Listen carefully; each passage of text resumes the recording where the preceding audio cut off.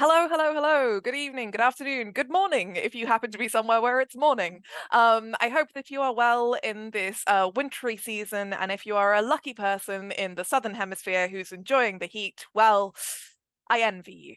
Because it's really cold here in Britain. It is very Um, cold here. it's so cold. Welcome to Girls Run These Worlds. I am Ella Watts, and my pronouns are she, her. Today we are going to be playing Wanderhome, which is a wonderful game. It's one of my favorite TTRPGs of all time. It was written by J Dragon for Possum Creek Games. It's a really wonderful game. Strongly recommend getting a copy of it. Just for your awareness of like our general content and themes, this is a holiday special. It is a sort of winter holiday special. I'm culturally Christian, so I'm going to be invoking a lot of Christmas stuff. I'm going to try as much as possible not to make this like a Christian stream because that's not our plan. We don't really do real religions in the stream. But at the same time, you should be aware it's probably going to be quite holiday-y and Christmassy, probably. Apart from that, Wanderhome is set in a world where there has recently been a war. Wanderhome is a game system where it's not possible to have conflict, it's not possible to have violence, so we're not going to be doing violence to each other, we're not going to see violence in the stream, but we might be referring to themes like grief and loss and recent war and how that's affected the world. So please be aware that those things might come up, and if they make you uncomfortable, that's okay. Go watch another stream. There are so many wonderful streams in the world. You can watch back some of the other Girls Run These World streams on YouTube. Go check out channels like Horde of Tales. Like, there's a lot of cool stuff in the world. Alrighty. I would love it if each of my cast members could please introduce themselves. And I would like your name and pronouns in real life, and then your character's name and pronouns, just a sentence about them, like what's your playbook, what kind of animal are you, that kind of thing. Starting with Angela. Hello there, most beloved and wonderful lovelies. My name is Angela Lemos Mogrovejo. I use she, her pronouns, and I will be playing a delightfully furred red wolf by the name of Idia Rosenberg, who also uses she, her pronouns, and I will be playing the Exile playbook. Gorgeous. Next up, Amber. Hello, my name is Amber Devereaux. My pronouns are they them, and today I will be playing a ferret called Pin, who is following the pilgrim playbook, and also uses they them pronoun. I figure everybody should know that just to kind of keep myself in character for this stream, I currently have my other monitor that is just pictures of ferrets, and it's actually quite delightful. Excellent. That's the A game that I expect people to bring to my streams, honestly. Okay, next up, Shahik. Hi. Hi, folks. I'm Shalik, and my pronouns are she, her. I am playing Sammy Two Feet, a skink, aka like a lizard snake thing with legs. I'm playing a skink following the Vagabond playbook, which means that I'm a little thief. Ha ha ha. I might steal your things, or will I? Um, and Sammy Two Feet's pronouns are also she, her. That is me. Gorgeous. And last but not least, especially because you're joined by a cat. Cat. I am joined by a cat. This is becoming quite a pattern for me. Hello, I'm Kat. I use she, her pronouns, and today I will be playing Eve, who is the Moth Tender playbook, and is a cute little fruit bat. Eve is short for evening, so that is Eve's full name, but Eve prefers Eve. I love all of these characters so much already. So, we have come to the end of the season of Silt, which is essentially the autumn cycle of the year in the land of Hythe in Wanderhome. And the way that we mark the beginning of the winter of Chill, the seasons of Snow Blanket and Grasping, is that there's always a kind of special thing called Candle Feast. It's a festival that is celebrated across the Hythe by different people in different ways. But it's really just a way to light a candle in the dark and stay warm as the months get colder and prepare to kind of weather the long, cold, dark months of Chill.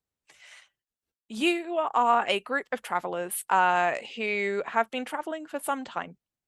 And you've been traveling some time through a height that was recently scarred by a great war, a war that was started by the Oak Father with the Rotten Heart over 100 years ago. And for 100 years, he kept all of the land of Hythe locked in an icy grasping, an icy chill, through which, no new shoots could grow, and many people could not grow food. Like, people went hungry, people froze.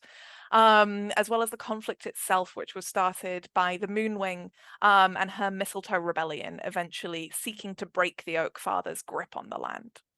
Eventually, the Mistletoes won, and the Oak Father retreated and receded back into the hollow from which he sprang. It's been 2 years now. This is the second candle feast that people will see. Because, of course, it was 100 years of chill and then never candle feast. Never any time to come together and light up the dark and stay warm. And the loss of that has been felt sharply by the residents of Hythe. You have been traveling, and you were recently in quite a comfortable, safe village called Bee Fields. It's a village that mostly herds bumblebees and sort of grooms them and takes their honey and makes mead from it. So your packs are full of jars of honey and bottles of mead, and your hands are still sort of warm and soft with the remembered soft fur of the friendly and affectionate bumblebees, which would sort of bump up against you in the fields as you wandered through them.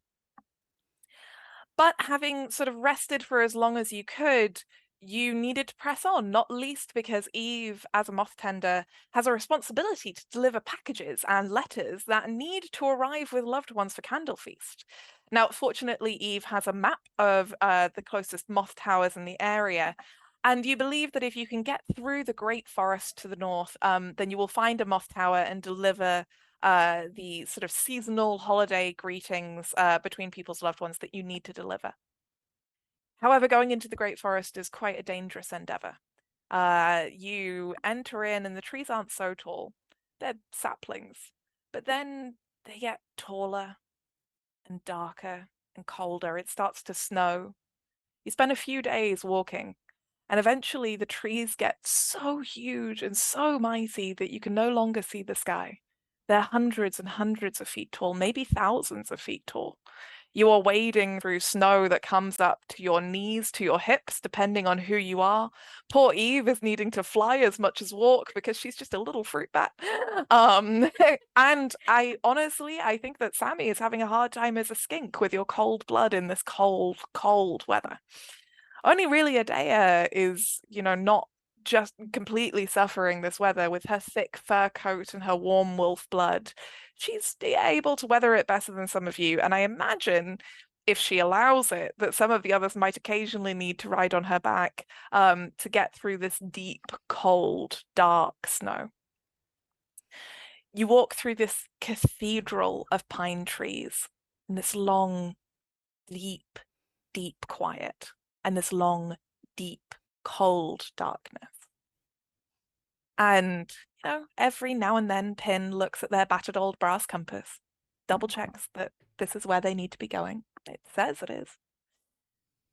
Until out of the darkness, stumbling and sneezing, you hear the approach of a stranger. This stranger is a God, Ella. small skunk. He looks to be about 7 years old. He is wearing dungarees. He is clearly not completely prepared for the weather, but he does have mittens and a little beanie hat. He kind of stumbles out of the dark, sweet-smelling pine forest, shivering and breathing big misty air in front of him. I'm sorry, excuse me, do you know where the abbey is?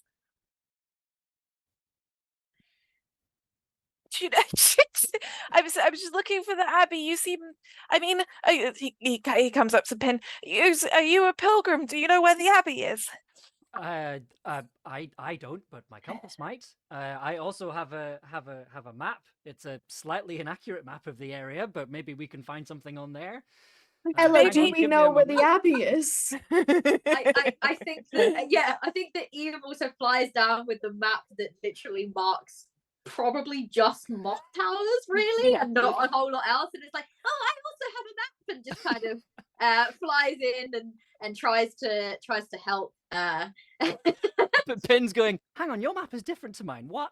Hang on a second. No, that tree is. We just posed that. Why are you saying that we're here? And then they kind of get into an argument. I think I might have been sold a bad map, everybody.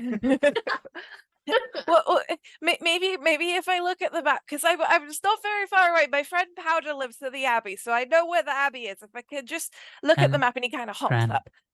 Oh, Friend. oh gosh, you're very big. Yes. You have very sharp just, teeth. Adia. Oh, Adia just sort of leans over because they're not very tall, are they? No, this is a baby skunk. This is It's like a baby skunk. he's smaller than Eve. Oh, Young one, would you like to be warmer?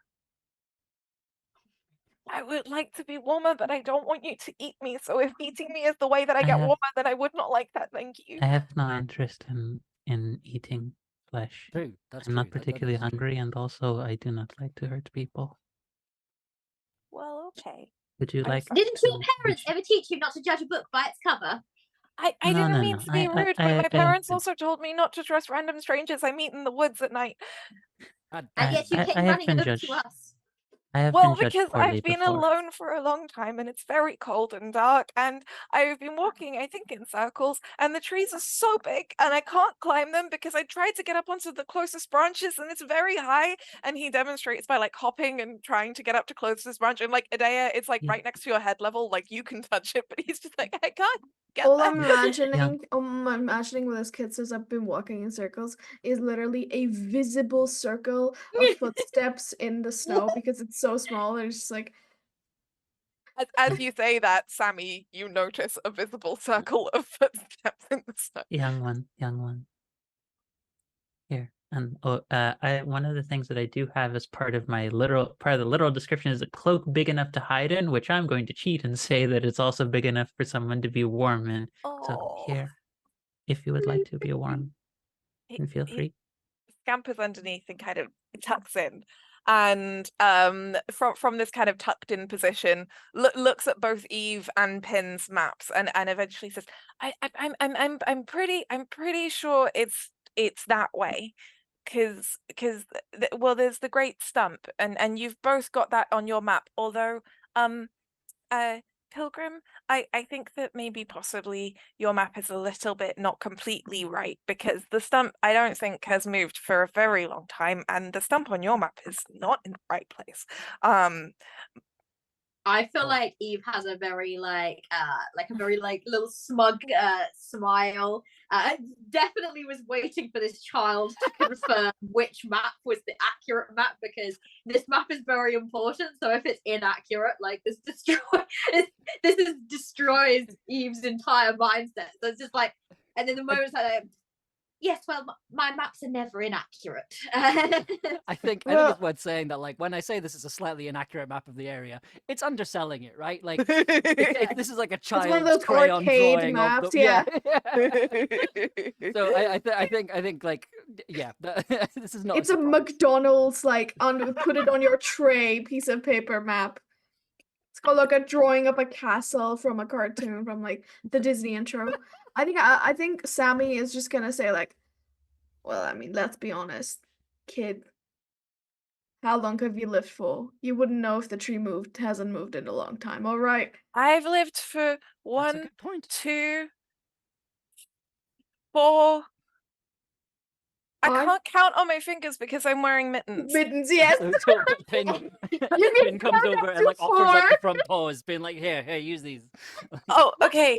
What did you say your name was? My name is Snowflake. Snowflake. Wait. Wait just a sec.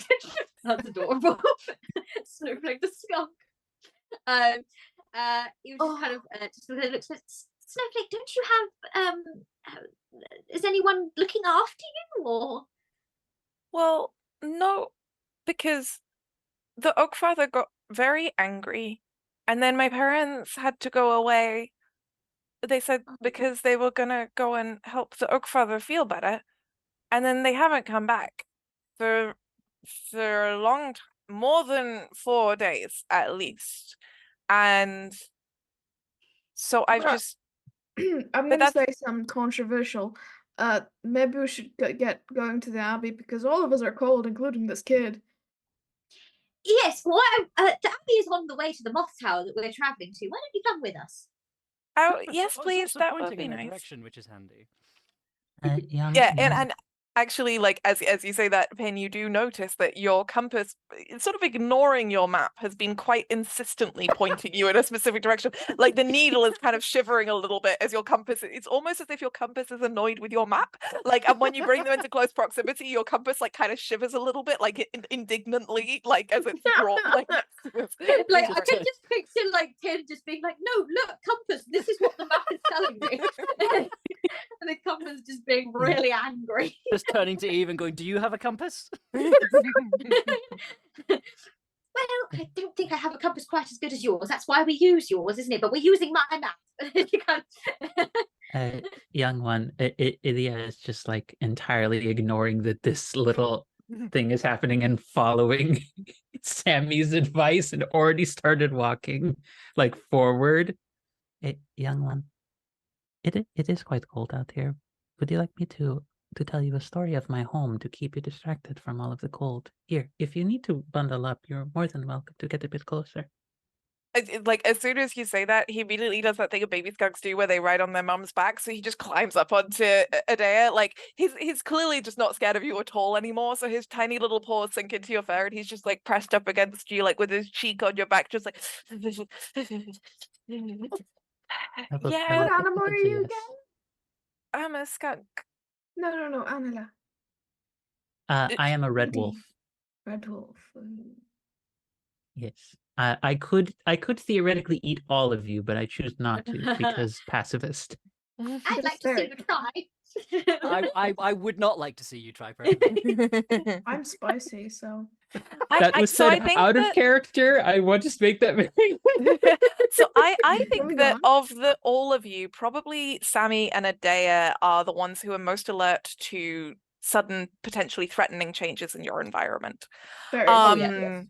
yeah. You hear a big kind of like thunderclap crack and a big groom, and something like echoes. It almost sounds like an avalanche coming through the forest, and you both get a very strong feeling that you need your group to get out of the way. Do you get out of the way? I push people and say, "Get out of the way!"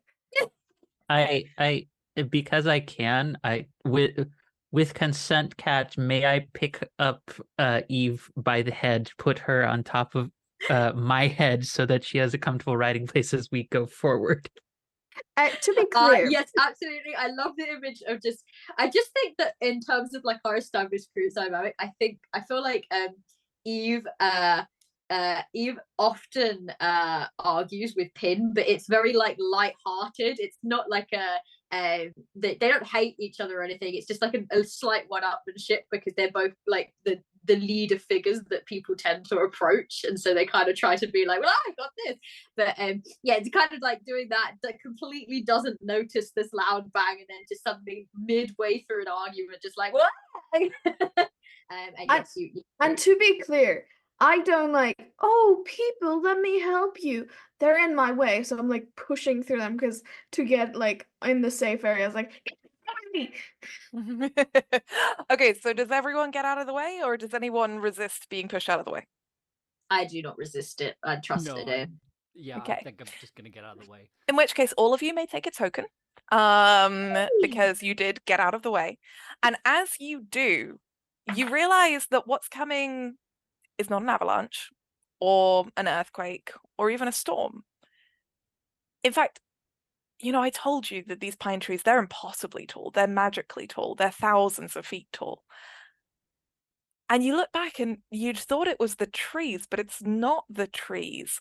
What you see is an old god, an auroch, 700 feet tall, so huge, like a blue whale walking through the forest, that its hooves barely sink into the snow, and the trees just kind of bend around it like reeds in the wind.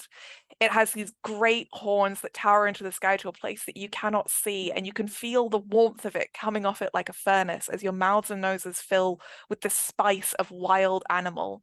And you see in its shaggy fur just like whole buildings and like small villages in like what a huge animal this is. And its fur is kind of covered with old moss and lichen, just towers and towers of it. It walks past you, these big booming footsteps. It moves away into the forest. It doesn't even notice you go, but you realize that you had been standing in its tracks. You successfully evade it and are able to continue on. Quick question. I yes. know you told us earlier, but could you remind me what I can do with a token? You can spend a token to do a list of things. The list is on page 19, but generally speaking, you can spend tokens to do things that are effective and helpful. So for example, if someone was falling off a ledge, you could be the person who caught them or stopped them from falling, or you could comfort someone who was crying, or you could learn something about a place. You spend a token to say that you know something about this place. Yeah, cool. Thank you. You're welcome. You continue on. Angela, I think Adea offered to tell us a story of her homeland whilst we walk. Yes, she did. A small little one. Are you able to listen? Yeah, I think it's just cold. Oh, small one. You are so delightful already. Did you know that I came from a wilderness, some great distance away from this land? No. There were many there who spoke so tenderly of nature. It was said that the moss tenders who were there, when they delivered letters, it was like a song was carried upon the wind, that every bit of writing came with music, and it was a most delightful exchange of pleasantries and sentiments.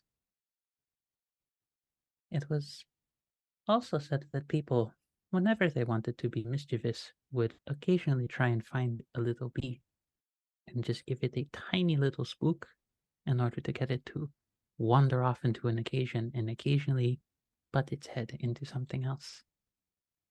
I thought you were gonna Just- say my mummy and my mummy, they always said that it's very rude and very naughty, and you definitely shouldn't get underneath a bee and push it over so that it's upside down. Because it's kind of Oh, funny though. But you definitely shouldn't do that. well, such things, and she is like passing through the snow, like she has this scepter that's crooked at the end of it. It looks gnarled and it looks extremely faded, but there's a whole little different sets of insignias and symbols spiraling all the way down it. You know, that is a very good thing to follow. It is good policy not to try and hurt others. But thankfully, the small bees, after a while, they caught on. And you want to know a secret? Yeah. They enjoyed getting to hit other people every now and then. Oh. As Can I just Adea, say Don't oh that B fact was definitely just Ella, just yeah. having to be like, actually, I just wanted to make a joke. As Adea and Snowflake are having this conversation, Pin and Eve, you notice a building coming out of the woods. It's a strange building. It's made of stone, arches and crumbling facades, empty windows that have moss and rotting wood kind of poking through them. There are clearly places where the walls have collapsed. It's dark and shadowy. It almost looks like a stone rib cage bursting out of the trees. And you realize it must be an abbey. What I'd like you to answer for me, and this is for all of you, is, do you know what once mattered here? Hmm. Pin, it's an interesting question because the place that they're trying to get to is an old ruin. And they've been told about a ruin that is older than anywhere else in the world that carries secrets from an ancient time. So upon seeing this, I think Pin's going to get very quietly excited because the compass is pointing at it, and it looks like the place that they've been told about. So I think they're sort of being quiet about it, but they're sort of like, ooh, I think this might be it. Hey, Oh, what about we the getting rest a of new you? character. What about the rest of you? My thoughts are that perhaps this is a ruin that came from before the Oak Father's reign. I think that when the Oak Father took power, I guess, a lot of like buildings that kind of mattered or were dedicated to anything other than sort of them ended up getting destroyed. And the fact that this ruin is still here, even if it is still is just a ruin, and it's not the full building anymore, it's still like it was a place where people would go and go, oh, there are still remnants of the old civilization before. And it would kind of bring a little bit of hope, I guess, to people that things still existed from before times, as it were. I love that. What about Shahik and Angela? Hmm. Do I have to have an answer to this? No, you can say you don't know.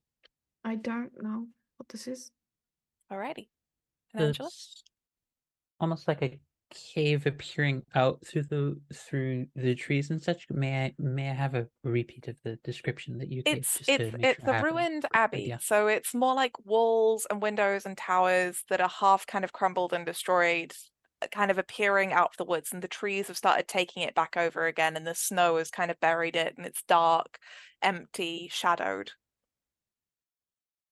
I think Idia has heard songs sung of such a place, but she has never interacted with any sort of place of that nature. So she has no real strong sense of what this place is. Okay. I'd like all of you to take a token, please. As you get closer, let's say Sammy, you notice a little flicker of movement near one of the dark shadowed windows. And first it's hard to tell because she's bright white and she blends in very well with the snow. But an Arctic hare in the shawl of a nun appears out of the snow. And she's very beautiful. She has these long kind of ears and these like, it's a lovely kind of sculpted face, and she seems to almost glow with a kind of moonlight around her. And as she comes up, she sort of sees you all coming, and a little nervously and a little shy, she says, "Oh, goodness me, pilgrims, I did not think we were expecting anyone else. Give me just one moment." And she kind of waves a hand, and you see like a taper in her hand, and she lights a candle in front of the door, and you all blink, and the ruined sort of rib cage of stone that had been there before, it just isn't there. The abbey is there. You found the abbey. Like, this is the abbey. It's a building. It's beautiful. It's tall. It has beautiful gables and tall wooden doors, and you can hear like music coming from inside, and candlelight spills out onto the snow in golden buttery pools, and you can smell like roasting meat and cakes and cooking candied fruits and sugar and chocolate and warm things, and steam is coming up out of the chimney of the abbey, and it's beautiful and covered in murals. And this lovely, slender, beautiful rabbit turns around to you all and it sort of gives you a smile, and her whiskers twitch and her nose twitches in the cold. And she sort of steps back and spreads her arms wide and says, "Pilgrims, welcome, happy candle feast. Come in, please. You must be freezing cold out here." Yeah. I think I'm gonna go to because Snowflake mentioned a friend at the Abbey, right? Was it Powder? Yeah. Powder. Yeah. So I think that Eve would kind of like lean in and go, is this Powder? Is this Powder that you were talking about? Oh no, that's Miss Candlelight. She runs the Abbey. She's Miss she's very Candlelight. nice. Any Yeah, well, relation to the candlelight event? no, well, a candle feast. Well, it's because she's a sister. She follows the Candle Sister. So when people follow the Candle Sister, they take her name, in her honor. So this is Miss Candlelight. Oh, cool. All right, let's go on. That's Okay. great. As you get closer, Adea, Candlelight looks at you and then sees Snowflake on your back, and she's like, "Oh, Snowflake, where on earth have you been? We have all been so worried about you. I tell you what, Powder has been crying for nearly an hour. We need to get you inside and warm you up. Come on, come in." And she looks at you, Adea, and kind of holds out a white little paw, towards I suppose your nose, and she sort of says, "Thank you. We really appreciate you bringing him back safely. We've been ever so worried about him." I do what I can to help where I can. Most people are not very fond of me being around, but it is a pleasure to have been of some assistance.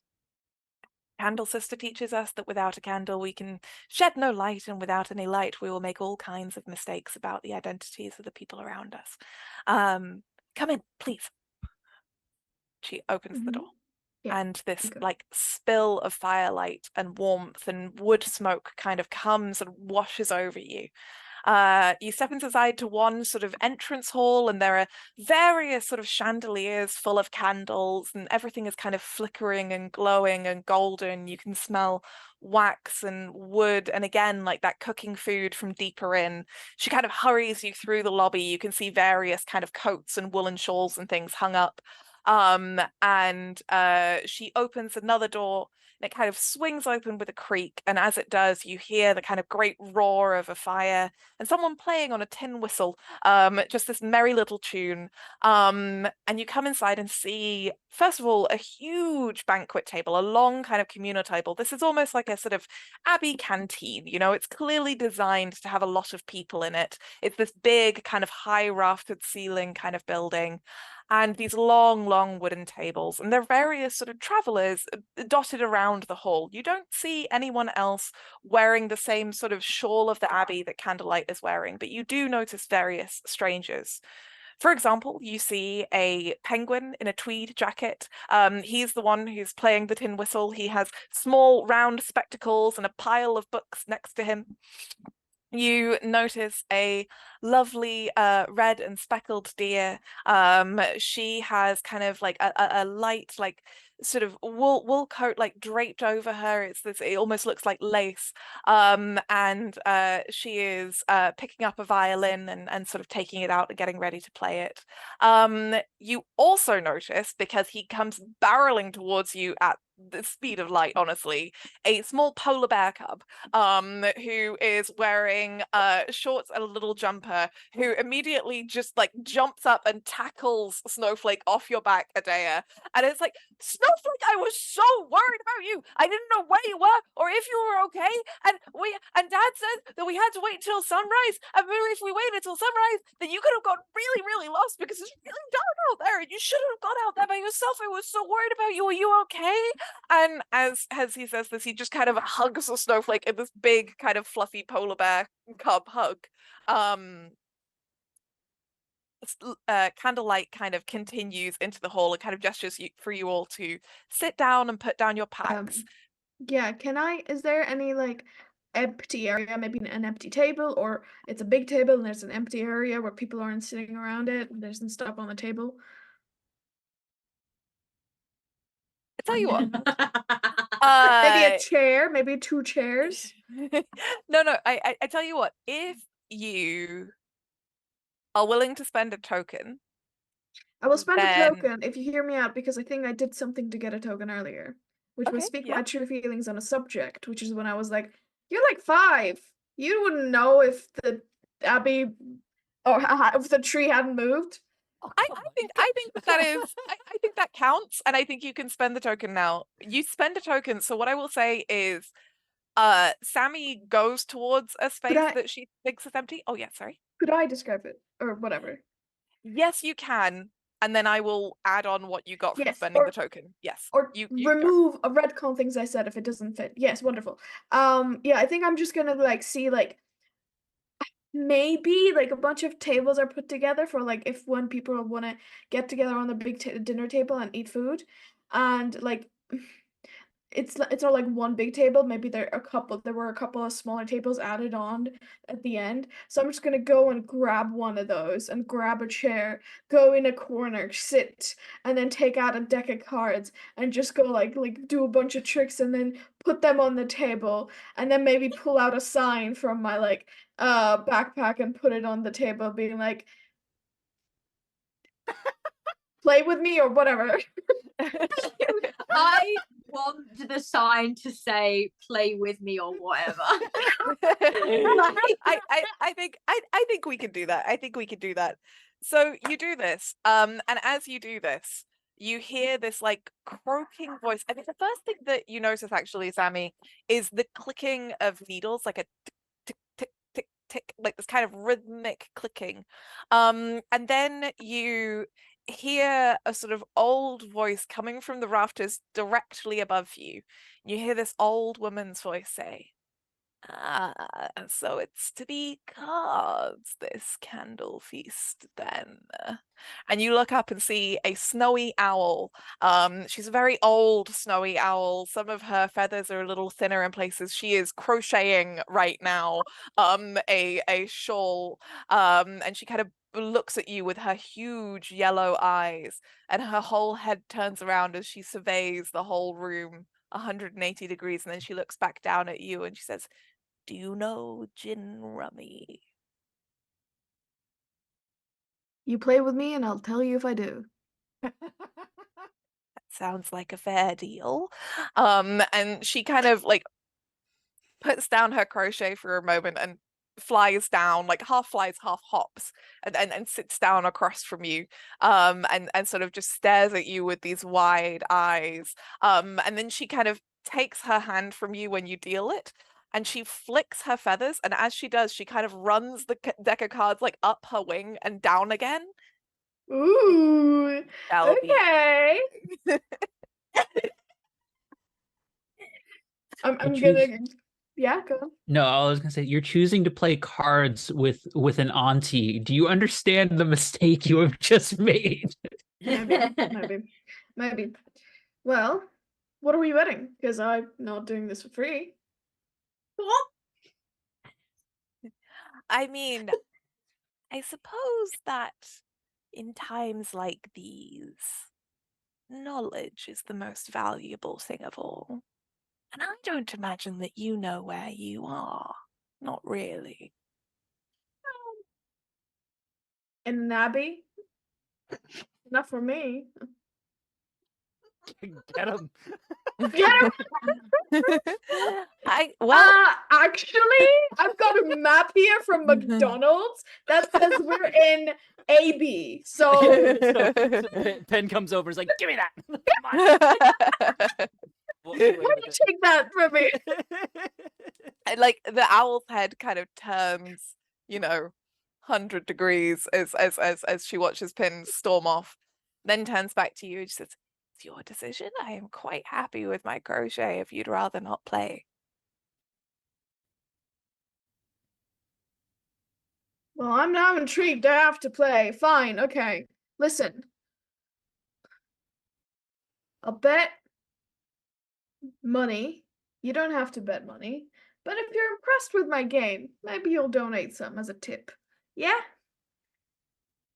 These seem like fair terms. Yeah? Wonderful. And I'm just gonna like put out like the deck of cards and just be like, pick one. She kind of reaches out one feather, picks one, Pick another one. does it again, One more? and again. Now give it back. She does that. Wonderful, thank you. And I'm gonna mix again, and I'm just doing a bunch of like tricks and whatever, and then eventually I'm gonna like pull out a card and say, "Was this the card that you picked the second time?" And it is. Well, if you want it to be the card she picked a second time, you will I have to spend a token. Okay. In that case, it's not. She says, no. Exactly, because this is the card you picked the second time, and that's when I spend the token. Oh god, it was She- close-up magic. Oh no. she kind of chuckles and she says, very well. That certainly earns a coin for your troubles. And she flicks you a silver coin. If you'd like to, you can spend a token because you notice something unusual about it. But I'm not sure you have one token left, I think. Yeah. So just something a little unusual about it. It's definitely real silver. It's definitely worth money. Just something slightly odd about it. I'll just keep this for later. Okay. And I think I'm just gonna be playing normal card games with other people at my table, and then I'll go and chat every once in a while. Cool. Pin, as you fluster away after having reclaimed your map, you notice murals on the walls. You are in an abbey, and that abbey is dedicated to a god. But this isn't one of the great old gods. This is one of the small and forgotten gods. It's not a god you've heard of before. Snowflake said that she was called the Candle Sister. And you see painted on the walls murals of a child, a little girl. She's a pine marten in a little dress, and she seems to be dancing and playing. And as she dances and plays, she's always holding in one paw a candle, a lit candle. And lit candles kind of pepper the walls everywhere around here. If you'd like to, you may spend a token to learn a little bit more about it, or you can simply look and tell me something else about the mural that Pin would notice. I think Pin just admires the mural. I think Pin has given up on being wise, and is kind of more just taking on is more about just experiencing the world as it is, and not worrying too much about the world that has come before, and focusing more on the world that's moving forward. And just sort of takes a bit of time just to stand and look at it and watch it, and also sees a couple of patterns in the mural that they recognize. And I'm trying to think how to tie it into Pin's pilgrimage. I think the pattern on the wall is is like a little thing that looks a lot like looks a lot like the compass. And I think they're going to just take a bit of time just to look at that and kind of take in all the detail on it. And yeah, that's kind of their evaluation of this mural. I love that. And I will say that you certainly earn a token for, marveling at the beauty of the world, both a small and great beauty.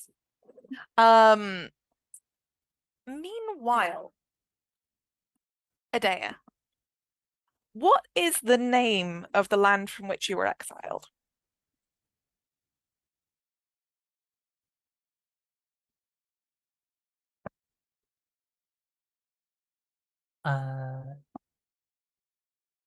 Okay, I have one. It is spelled Firena, Firina.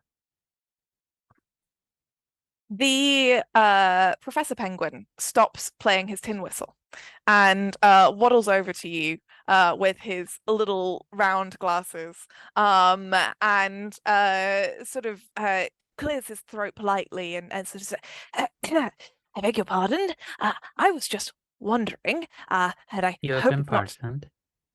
Thank you. I hope it's not too forward of me to ask, but are you a resident or traveller from that land known as Ferena?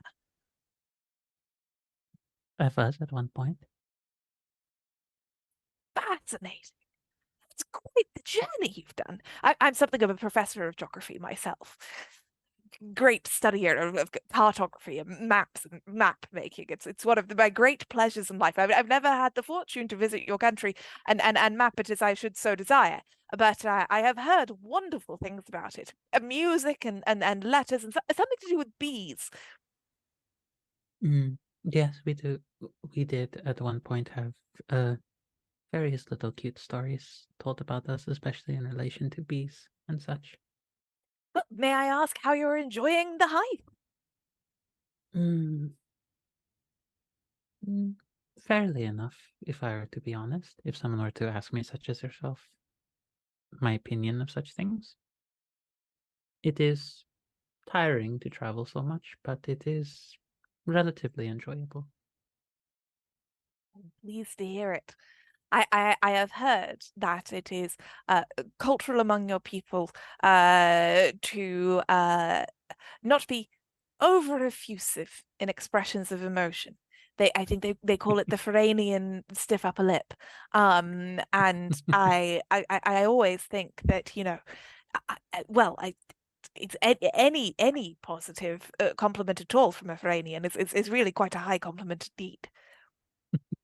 You are very enthusiastic pursuer of knowledge, I am gathering. Oh, certainly. Yes, indeed. Would you like to read my book? Well, I have books. Well, I mean, actually, I just finished number 18. And like he gestures with one of his sort of little stubby wings to the stack of books behind him. All of them look to be like at least 300 pages. These are like tomes. They're not like little pamphlets. They're like the big books. Real I- quick, ignore this part, but you see Sammy just pass by for a second and go back to the table. Nothing else. And then Pin walks over and is like, give it!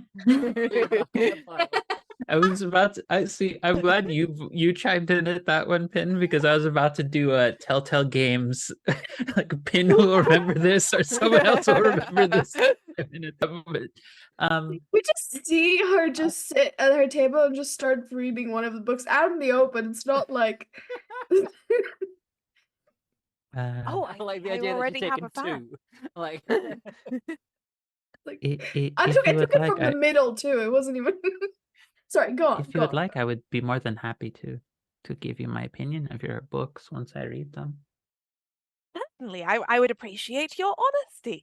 As I say, I understand that you're not over effusive with your praise, which means that I will take any praise all the more seriously, and I will understand that any critique is only a cultural norm. And he kind of picks up one of the books, kind of brings it over to you, and like drops it in front of you. She actually flips through all the pages within the span of a few minutes, and she says,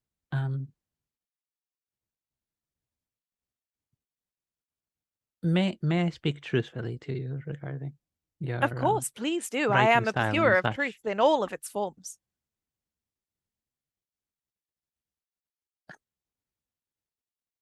Was teaching something that you always wanted to do? Yes. Was Are you certain? You write less like a teacher and much more like a poet does. Oh, you. That's very kind. I mean, personally, I think that teaching and poetry are not as separate as some might believe. It, I also did notice that you were playing a little whistle earlier as well. Yes. I will like, you know, it's a way to pass the time on the long journeys between towns and settlements and farms and cottages. I enjoy to make a little music along my way. I suppose if the birds are kind enough and gracious enough to light up our world with music, then why can't we as well?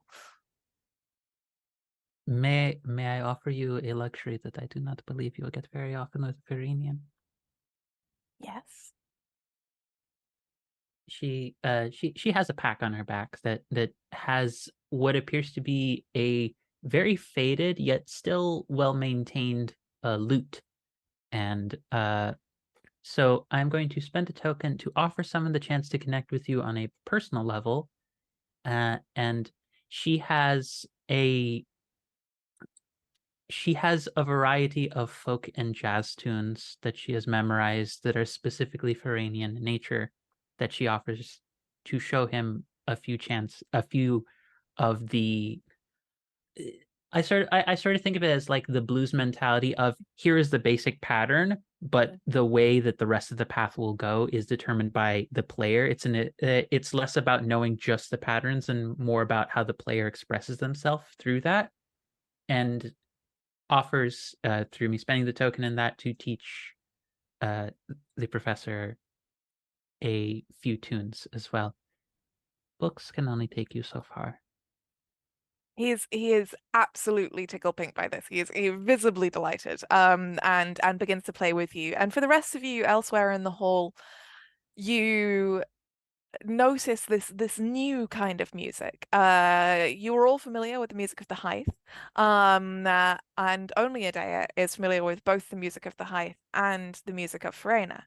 And now you hear, perhaps for the first time in all of the Hythe, because visitors from Verena do not come here very often, a new beautiful child of both of those musical traditions, a mixture of the music of the Hythe and the music of Verena singing through the rafters for this candle feast.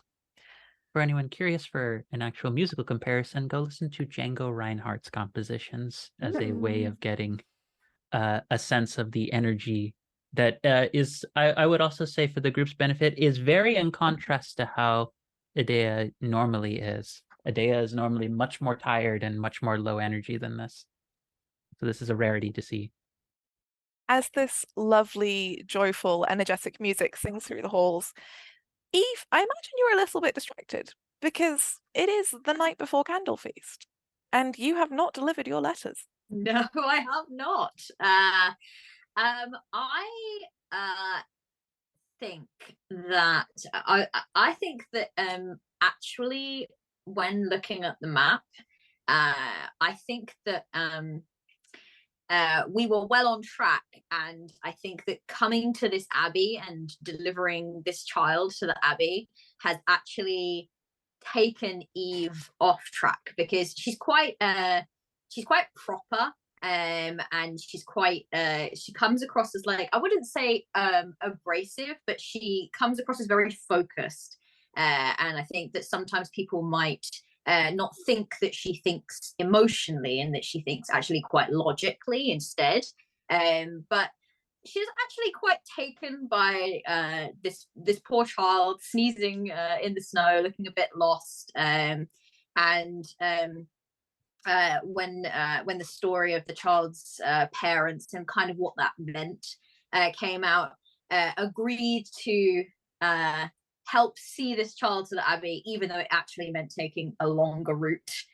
That means that Eve will be getting to the Moth Towers late, I think. So I think that she's a little coming in. She's a little like overwhelmed as I guess the weight of the decision that she's made settles upon her, because she knows that her companions they don't care so much for her roots and her sense of timeliness and punctuality in the same way that she does, so they're not going to be in any hurry to leave, and she's kind of resigned herself a little bit to that. That's kind of the nature of traveling with them. She enjoys their company, so I think that she kind of I would ask if I could take a token for having inconvenienced myself to help someone you absolutely else. can. Yeah. I've been reading while you've been doing all your things. I'm like, all right, what have I done so far? And so yes, so I feel like that's something that she's done.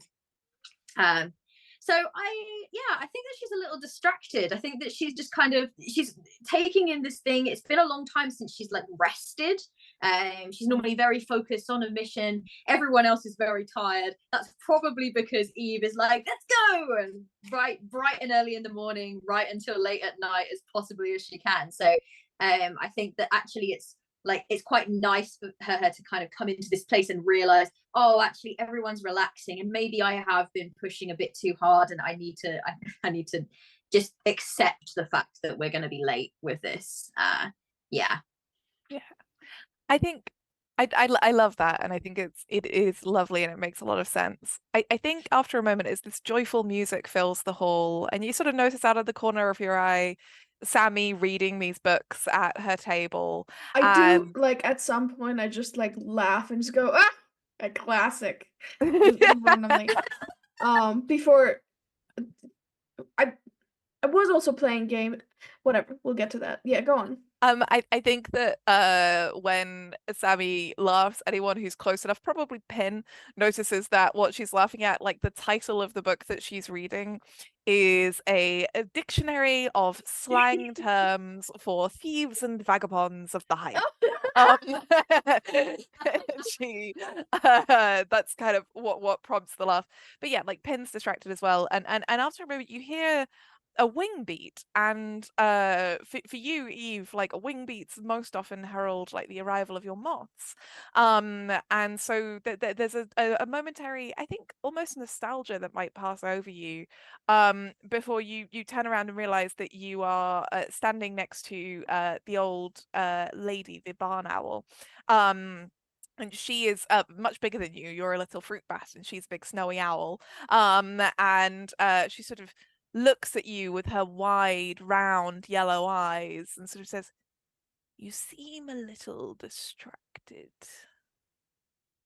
Oh, well, yes, I suppose I am. I'm always thinking, places to be, things to do, but this is lovely, and I'm very thankful for the rest and the food and everything like that. I won't seem ungrateful. Wearing the uniform of a moth tender. Don't you have yes. places to be this evening? Surely there are candle feast letters and packages to be delivered. Oh, I have, a few, quite a lot of them actually. But and she's a bit nervous. She's a little bit stuttery. She doesn't normally feel at ease in places where everyone else feels at ease. She feels like she's constantly needs to be productive while everyone else can kind of relax. She's the one that's like, "What, you all relax while I just think about what we're doing next." So she doesn't find that kind of easiness that a lot of her companions do, especially her vagabond friend, who just immediately settles into any place with absolutely no problems whatsoever. As she kind of takes a breath, because she can feel that she's kind of like stuttering. She says, I don't get to see them relax very often, and well, isn't that what Candle Feast is all about? I suppose it's all right. I'll probably be in a little bit of trouble, but the moths won't mind too much. And she's kind of trying to convince herself more than anything, I think. But she's kind of and then she's gonna, well, this place, is it the same crowd that come here every year, or do you live here? What is this? Oh, it's not. We tend to take any travelers or pilgrims who arrive. I have been resting my bones here for some years because, you see, I found that I could no longer go on in the way that I once did, and I enjoy seeing the strange folk who pass through here. The professor is new, as is Rowan, the pilgrim. Powder lives here with his father, Softpaw, who's the cook. Of course. Then Snowflake has not been here very long. His parents had to go away to the war with the old oak father with the rotten heart, and they have not returned, so we have been taking care of him. And of course, Candlelight. She's all but soldered to the bones of this place. Oh, she's very kind. Cheers. What is your name, young one? Oh, Eve. Evening. But I prefer Eve. It's a pleasure to meet you, Eve. My name is Whisperwing. whispering. Oh, I like that. Yes. And she kind of looks around again, and like the way that it's description, she kind of and her kind of memories of like knowing that this was a place for that like might have provided hope in the darker times. And even though the darker times are kind of over, it's only been a couple of years, and for some people, that people still need to heal, people still need to recover. And so this place continues, I guess, to kind of provide a sanctuary for the recovery period, which is very much what we're in. And I think Eve has a broader sense of that, delivering packages and meeting lots of people and seeing them in their kind of like states.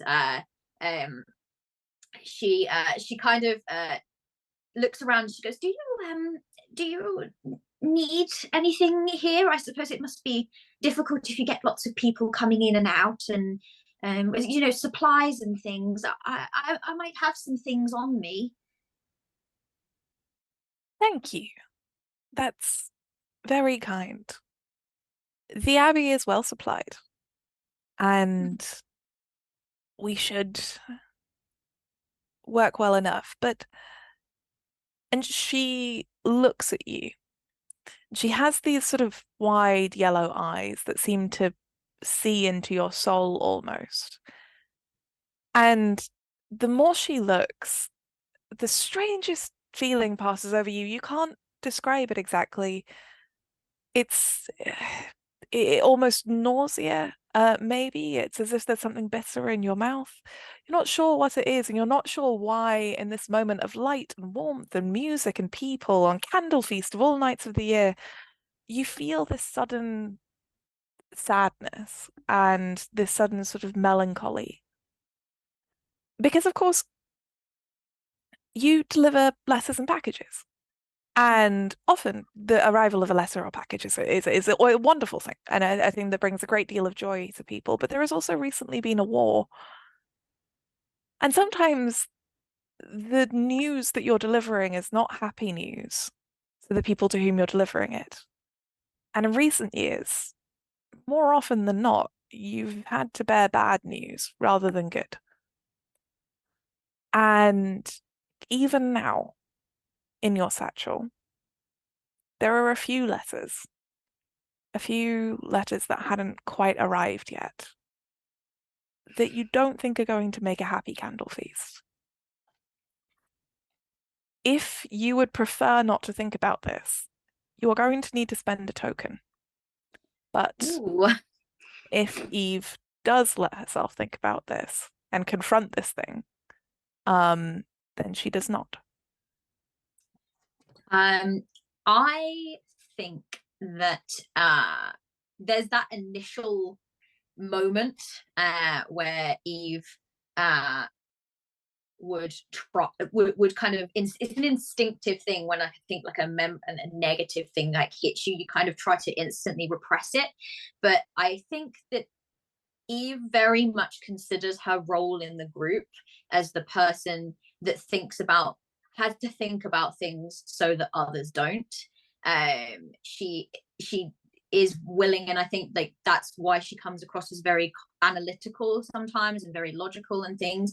She holds her emotional energy, and she allows it to be drained and refueled by things that others don't have to worry about. And so I think that she has that moment of, because it hits her in such a way that she kind of instantly represses it, and then she takes a second and she relaxes because she sees her friends around her relaxing and everything, and she kind of goes, I will think about the sad things and the way that perhaps this feast is tragic in a lot of ways, so that others can enjoy it and find light from it. And so she allows herself to kind of become embroiled in that idea. Like she kind of gets into her satchel and sits and begins to kind of leaf through the packages. And there's one to like a soldier, a commander, and it's got a sort of a hand knitted jumper within it, and she's fairly certain that she's going to arrive at this destination and she's not going to receive happy news, because she she's studious. She has done her studies. She knows, the places that were hit worst and the places that were hit least of all, and she knows that this place was hit badly, but she remembers kind of the hope in this poor young girl's eyes as she kind of said, "Oh, please deliver this to my husband," and how she promised that she would, and, "Oh, don't worry, I'll get it to him right away," with this sort of sinking feeling in her heart, because she knows that place was obliterated. So she's going to go there, and she will find what she finds, and she will continue to hope, but she knows that probably what she'll find is not good news. As you linger on this, as you think about this, you feel a pressure in your chest seem to lift, and the intensity of Whisperwing's gaze on you seems to lighten. You feel almost as if you've passed some kind of test. Whisperwing puts her great feathery wing around you, and again, she's much bigger than you are, and that feathery wing, it's like a fur blanket, like it's warm and kind of gamey and soft, and it wraps around your body. And she leans in close to you and she says, "What if I were to tell you that there is a moth tower right here? One that's not on your map." Indignant. It's the immediate coming from the fact that you said, I just literally just feel just like, in my map, that's ridiculous. I mean, no offense, of course. You seem very wise, but I fear that you are mistaken. My map lists all moth towers in the area. If there were one right here, I would know about it, I'm certain. Can I just so Pin is over Is it in your so map? Sammy is holding the map going, I'm probably reading this wrong, but it looks like there's like a moth tower right here. Yes, correct and good. And I think like as Pin is like having that thought, Whisperwing, it's hard to think of how an owl might smile, but there's a sort of coy like expression that seems to come across her feathered face, and she says, "I am over 100 years old. Sometimes old things are forgotten. Come with me." And she flies up into the rafters, and as the only one of your companions who can fly, if you choose to, you may follow her. Oh, I will follow her. I want to prove this woman wrong. I think that as she flies off, Eve kind of just has one last look around. She has this moment of just like, I feel like I'm being tricked, or like this is not going to be. But then she kind of, moth tower indeed, and she kind of rushes out her wings and starts to fly up. So sweet. And sadly, Eve leaves just as Candlelight comes back in, this tall, elegant, beautiful hair. And she comes in with a tray full of cups of thick, rich hot chocolate. It's a hot chocolate so thick, made of melted chocolate, that you can almost see the liquid moving, and in between all of this is a tray covered in Turkish delight, which is just powdered with powdered sugar like snow. And she sets these kind of trays onto the tables, like passes out the kind of cups of hot chocolate, and it's so rich and full of like cinnamon and nutmeg and vanilla, and thick warm chocolate, of all kinds, darker and sweeter as you desire. Sammy, what is Sammy Yes. doing? Like, because you said that Okay. there was a thing that you were doing. Yes. So once I was done with reading the book, and I know we had a quick little intermission with looking at Pin's map here, but I was also like playing normal like card games with people, and I think I was winning like basically every time. And do you think anybody would get like frustrated or even angry at me? Would they be like, "Oh, something's wrong here. This game's rigged"? Possibly the little boys. So Powder and Snowflake are getting increasingly frustrated that you Right. always seem to win. Right. And I'd be like, And it's not fair. It's not fair. Mr. Professor, I think Mr. Professor Rodosis, I think that she's cheating because she keeps winning every time, and that is not how probability works. You said. and if anybody wants to like look at over my side of the table, they would probably see like an extra like cards next to me, which you could acknowledge if you wanted to. Maybe confront, Does anyone want to point out these pin. extra cards? I think Pin just quietly walks by and picks them up. Well, see, you have activated my trap card because, pun intended. Because if you look at those cards, they're actually just the ones and twos that don't actually work in the game. So, ha! You assumed that I was cheating too. I think How it's more dare that- you? I think it's more that like Pin will go, oh, a pack of cards, and just pick it up and walk away. What would we do without Pin? They're a creature of convenience.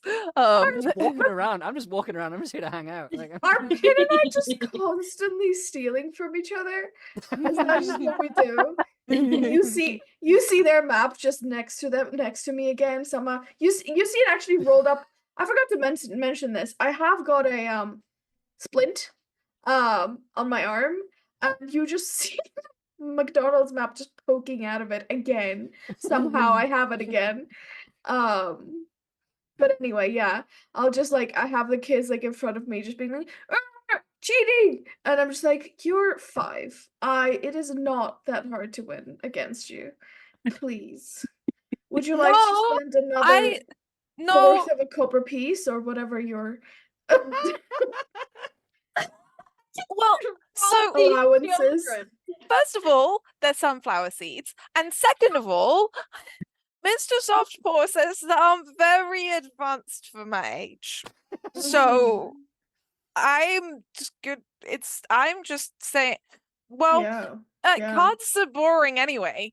And as Snowflake and Powder kind of like sulk away, kind of pouting a little bit, like as they You walk away. owe me 2 more sunflower seeds. Robbing kind of- children. One of them like Snowflake Since comes back. 1999. Snowflake comes back literally with his tail between his legs because he's a little skunk and puts the 2 sunflower seeds on the table and then turns around and storms away again. Whilst this is happening, Candlelight is kind of anxiously kind of passing out the hot chocolate and sort of making sure everyone's okay, and she comes over to Adea and is like, so you must have traveled very far. Who are you talking to? Adea. Mm. Yes, I have. How have you found the journey? Taxing, to say the least. I'm sorry to hear that, but I shouldn't worry too much. You know, they keep saying that the war will be over by Candle Feast, and it is Candle Feast. So I am not so inclined to be so optimistic about such things, but I hope for all of our sakes that it is. as do I. But as Candle Sister teaches, it is our responsibility to light a candle in the dark. A candle will not light itself. Hope is an action, a decision that we make each day, a choice, a fight. Every day I wake up and I choose to hope. Do you ever find it tiring to try and be so hopeful? Oh, of course. It is a great struggle. It is a struggle like that of the seed in winter, when it is first pushing out its roots, and the ground is icy and hard, and its small limbs cannot quite fight, and yet every year, no matter how cold the chill, I find snowdrops and bluebells in spring.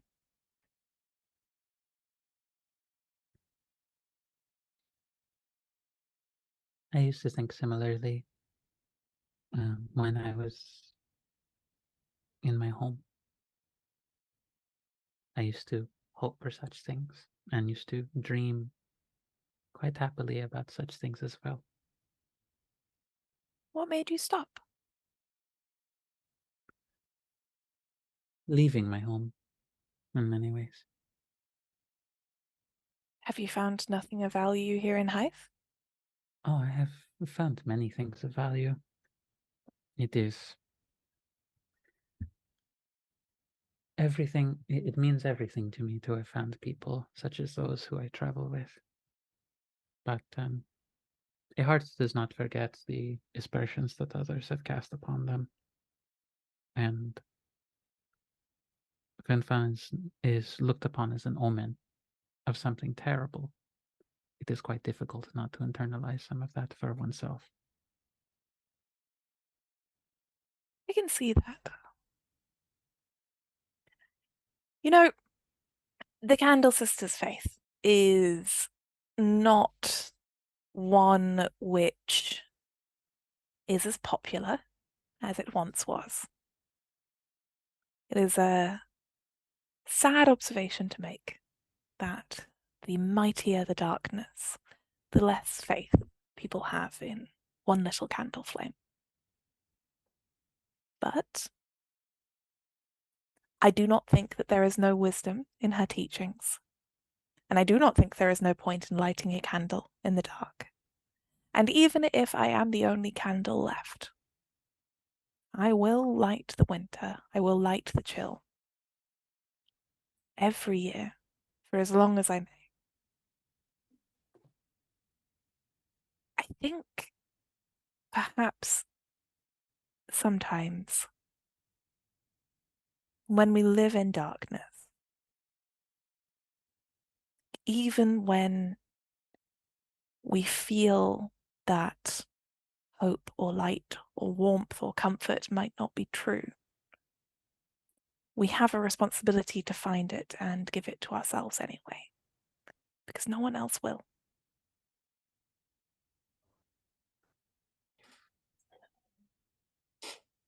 May I show you something that I keep with me at all times? As Please someone do. of faith to someone else of faith. I would love that. She pulls out it's a very faded scroll. It's looks weathered. There's probably been like ink stains at some spots of it, but there's still like a bit of text that's written on it. And Idia just it's almost like it's a hymn or a prayer of some kind that is repeated, that she repeats a few times, but the crux of it is in deepest dark may light still find its way to you, and most scalding of glaring light may the shadow comfort you. And her ears kind of twitch a little bit, these kind of long silky ears, and she smiles at you and she says, I like that very much.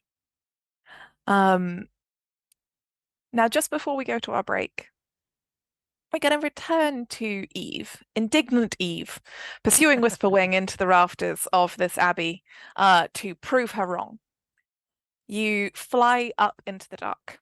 And as you fly away from the hall, the warmth of the fires, fades, and it gets colder. You feel more of that kind of fresh, cold, biting snow air. When you breathe, it's like breathing in cold water, that very, very fresh cold. You come up and up.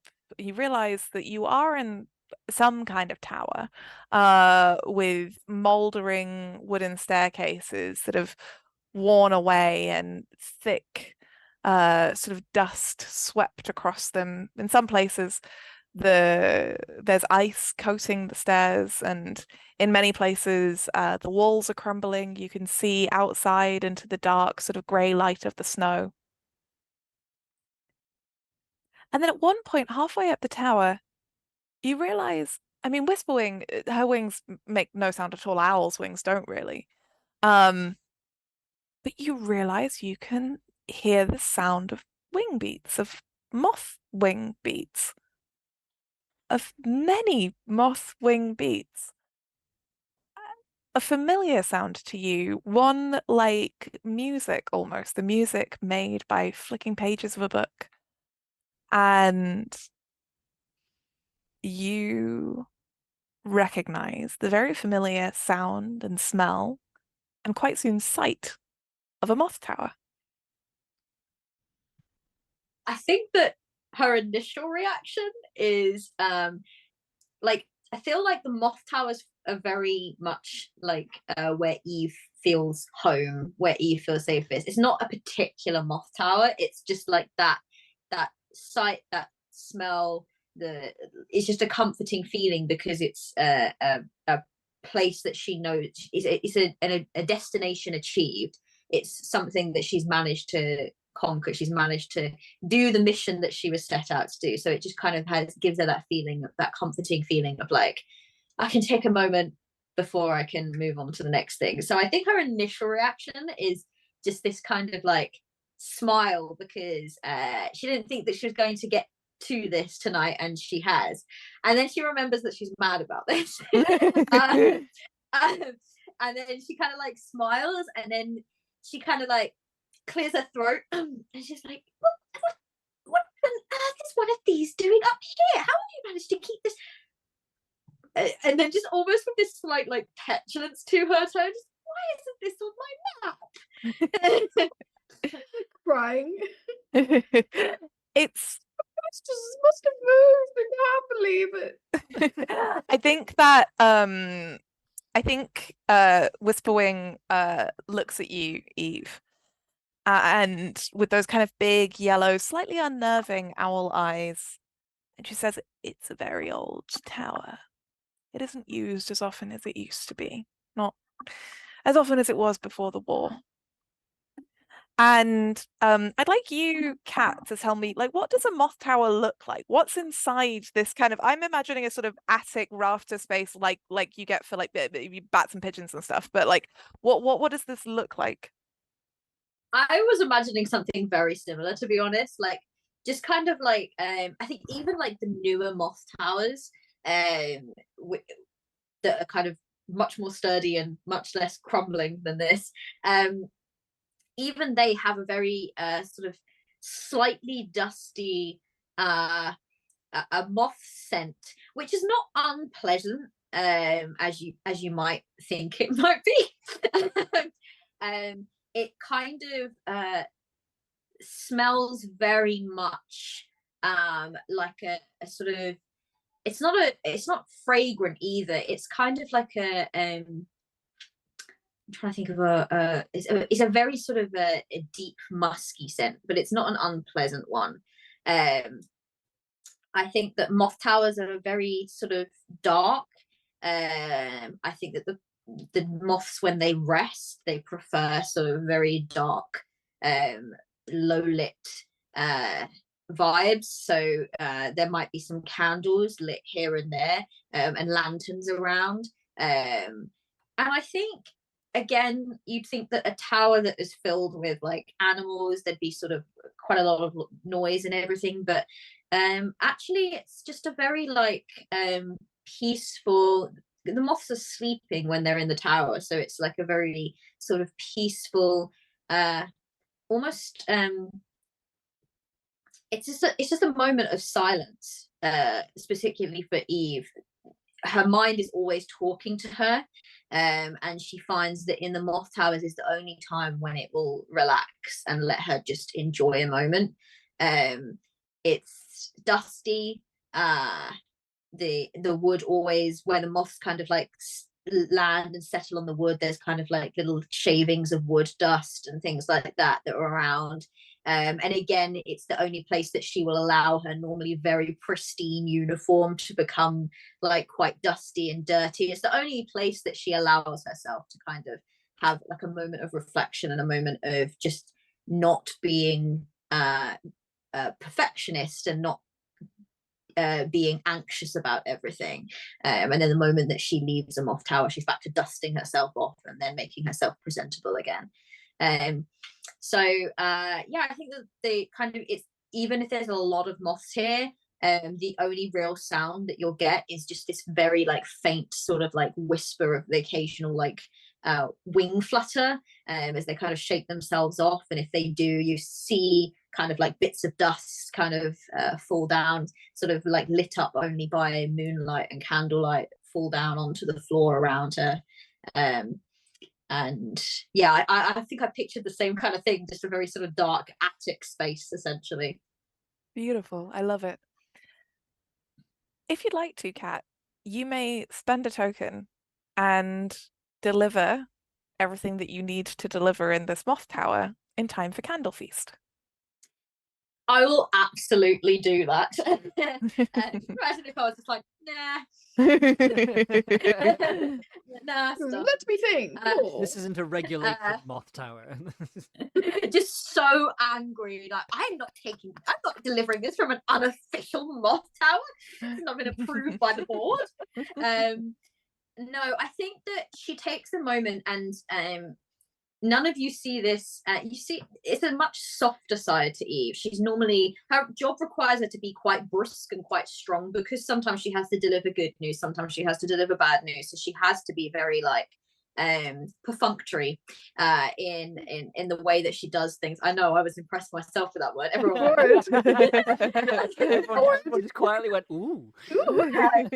But here, you know, Whisperwing would see her kind of relax, and her normally very like uptight ears would kind of like soften backwards, and even that nervousness would kind of go away, and she'd sort of softly run her hand along the wing of a moth nearby, almost to assess if this is like the moths that she knows, just because this is an unofficial moth tower. So like, are these official moths? Have they been well trained? I do need to know that. But once she kind of has that moment, and she's like, oh yeah, I know these moths, I know this place, I know this this energy, this is the same as what I'm used to. It's older, it's I guess maybe darker, maybe more crumbling, but it is still there.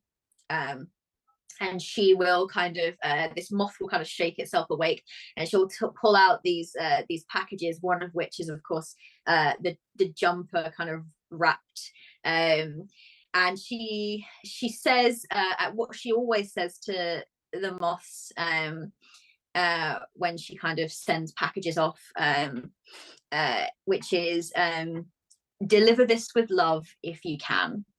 And then I think she looks for something around, some trinket, something that someone might have dropped, maybe an old lost forgotten package, because I feel like that would happen quite a lot. And what Eve likes to do is she has the packages that she collects, that she knows that she has to deliver, in one compartment of her bag. In another, she collects and makes up packages of her own, because she knows that not everyone is going to get the package, and she knows that sometimes there are people that are really hurt or really in a bad place that might at any point need a gift. So she kind of looks for something that she can kind of add to her collection, so that if needed, she can deliver that package even if there was no sender. And as she kind of like finds something and puts it in her bag, she pulls out another small package and turns to Whisperwing, and it's a sort of bottle shaped package, and it's like medicine, essentially, and she says, I know you're well stocked and everything, but well, he's got a bit of a cold, I'm afraid. He was out too long. So something that my mother used to make. She's very wise. So and I'm going to draw from my mother's wisdom, and I will give a little package of some medicine for the Abbey to take care of Snowflake. And Whisperwing's eyes kind of crinkle a little, and she says, "Your kindness will be remembered." And as you finish sorting out these packages, you look up through the windows, through the ruined roof of this tower. As you watch the moths set off, there is one thing a little bit different about them to the moths you're used to. The sort of dust that falls from their wings isn't like the dust that you're used to. It glows like sparks from a flame or motes of dust in sunlight.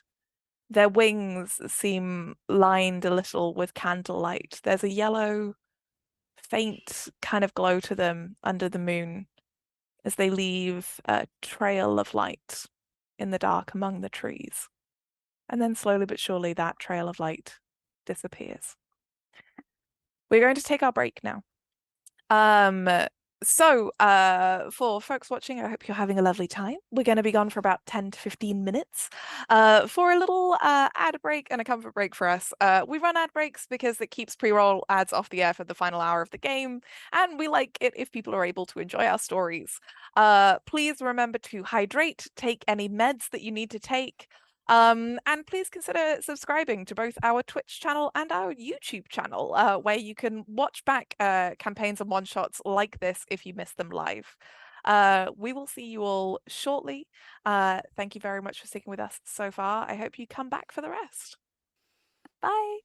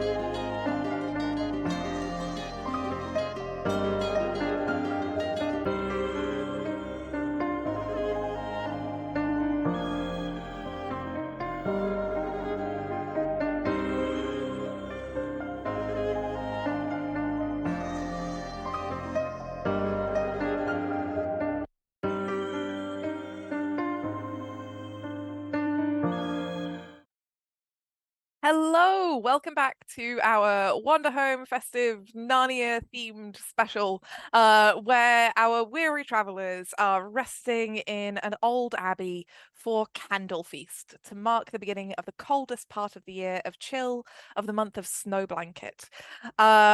We left off just now where Eve, the brave fruit bat moth tender, successfully delivered her letters and packages in time for the festive season, thanks to a moth tower that was not on her map.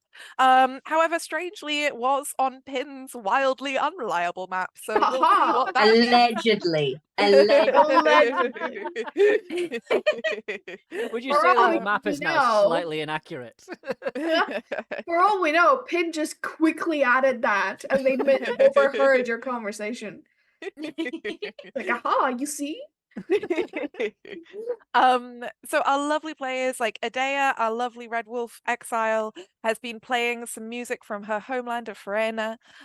Sammy, our vagabond skink, has been cheating children at cards. I've been cheating, I'm just good at it. They're children. And Allegedly. Allegedly. Allegedly. My lawyers will speak to you. to our lawyers.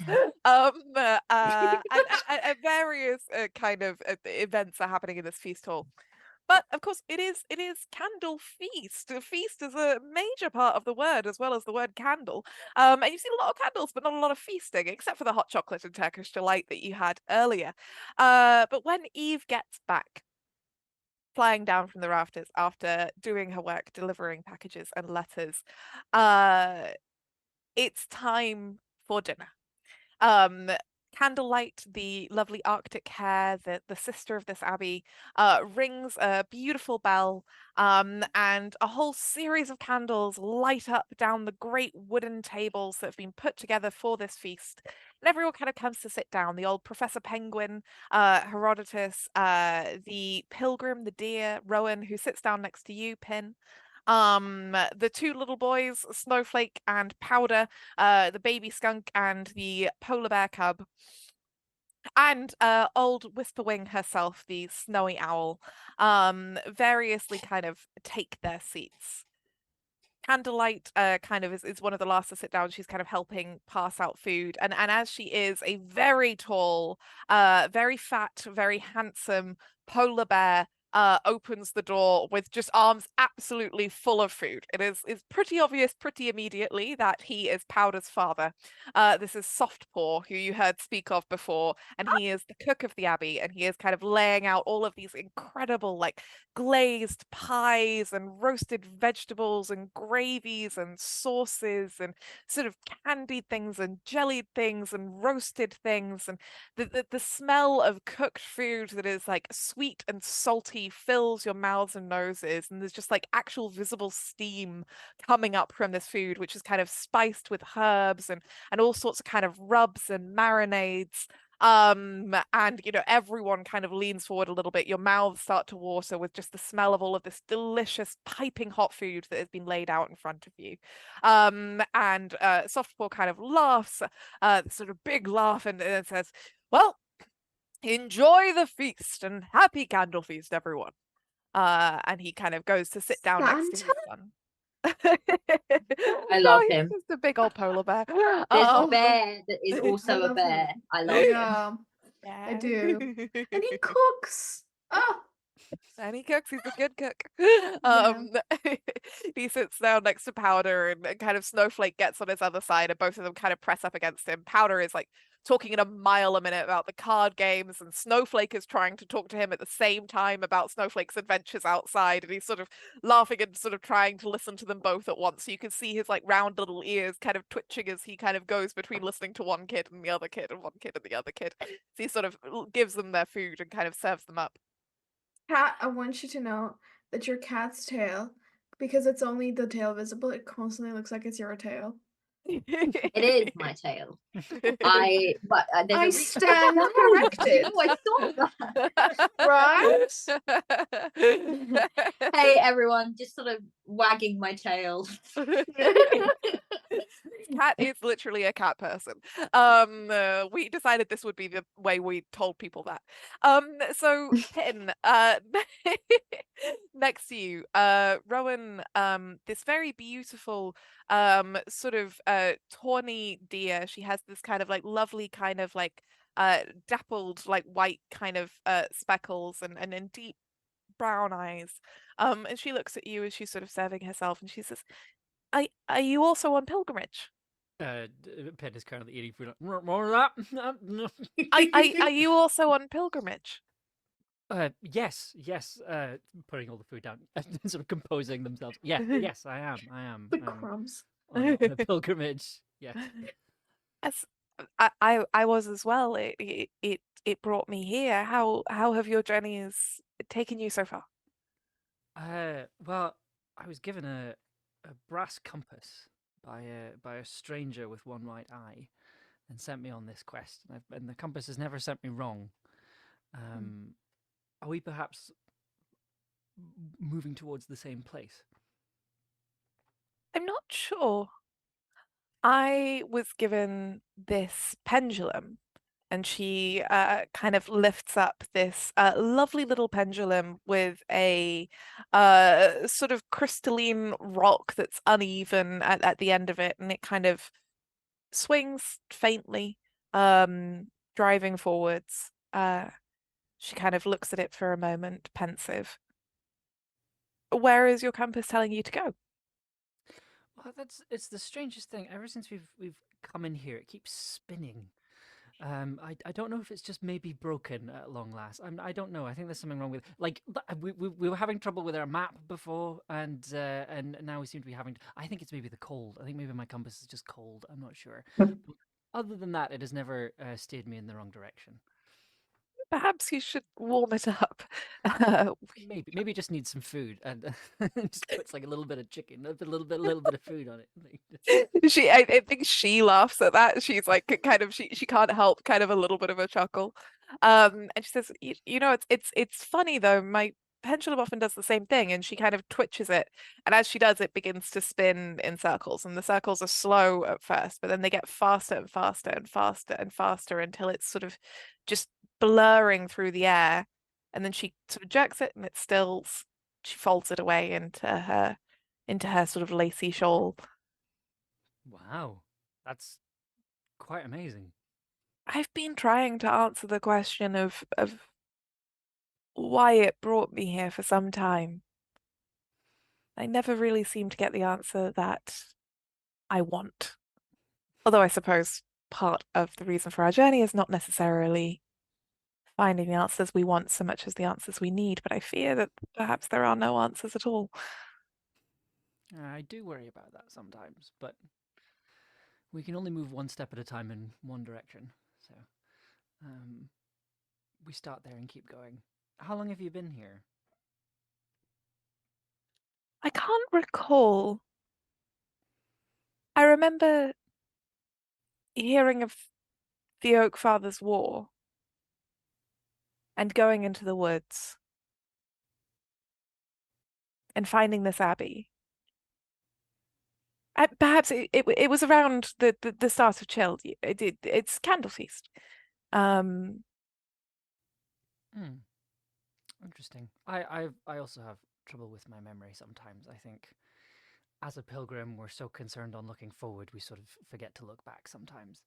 When we wander like this, yes, exactly. It can be difficult to keep track, I suppose. Yes. So you arrived here at the start of Snow Blanket.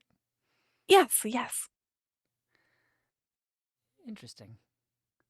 And are you planning on staying for the whole season, or are you planning Well, I'll stay as long as my token guides me to stay. Whatever answer it thinks I'll find here, I clearly have not yet found it.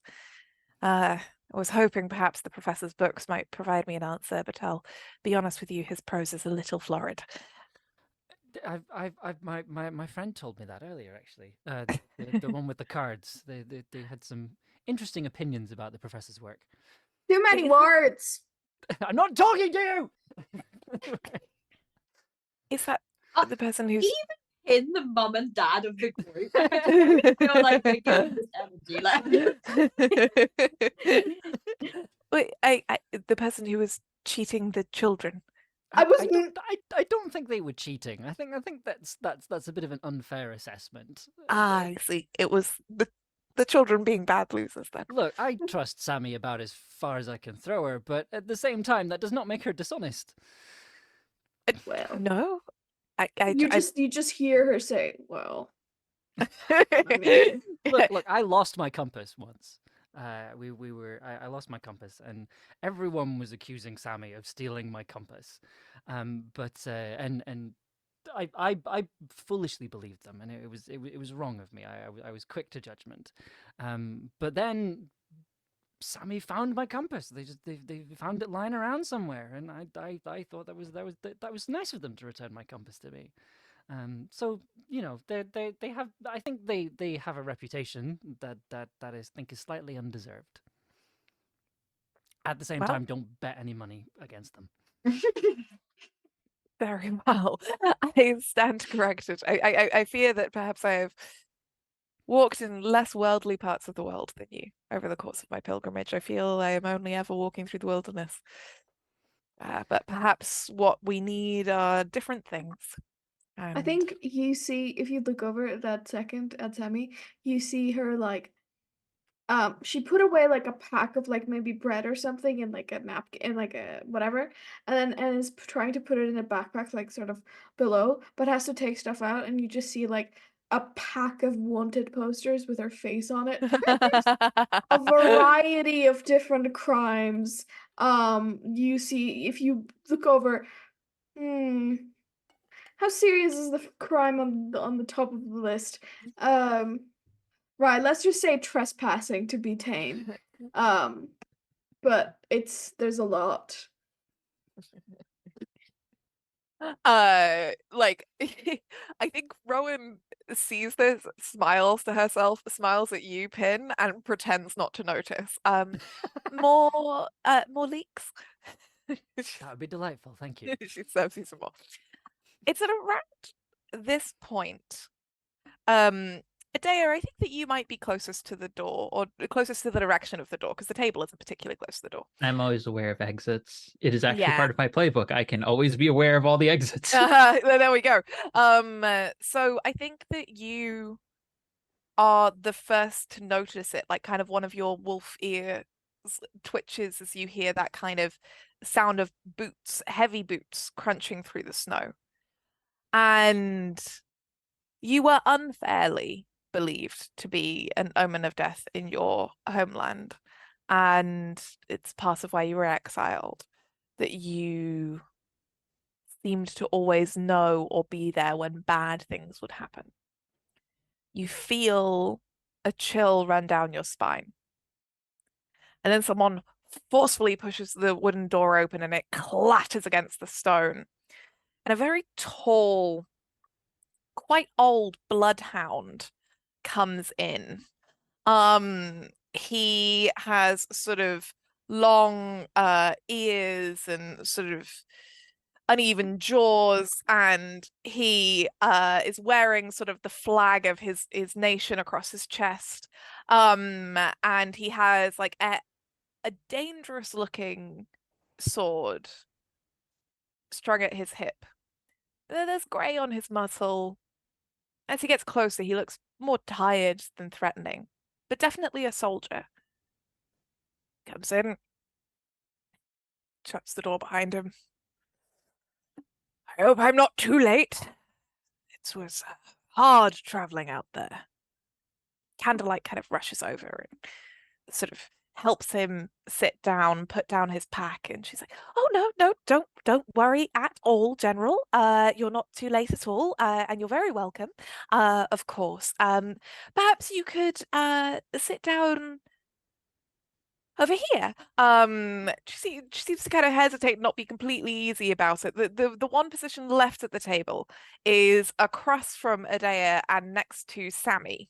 And the general sort of hesitates, looks at them both, looks at you, Sammy, narrows his eyes.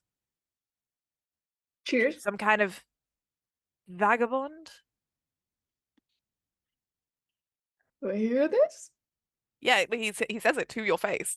What are you, some kind of vagabond? Oh yeah. Do you want to see my qualifications? Is that supposed to Yes. be a joke?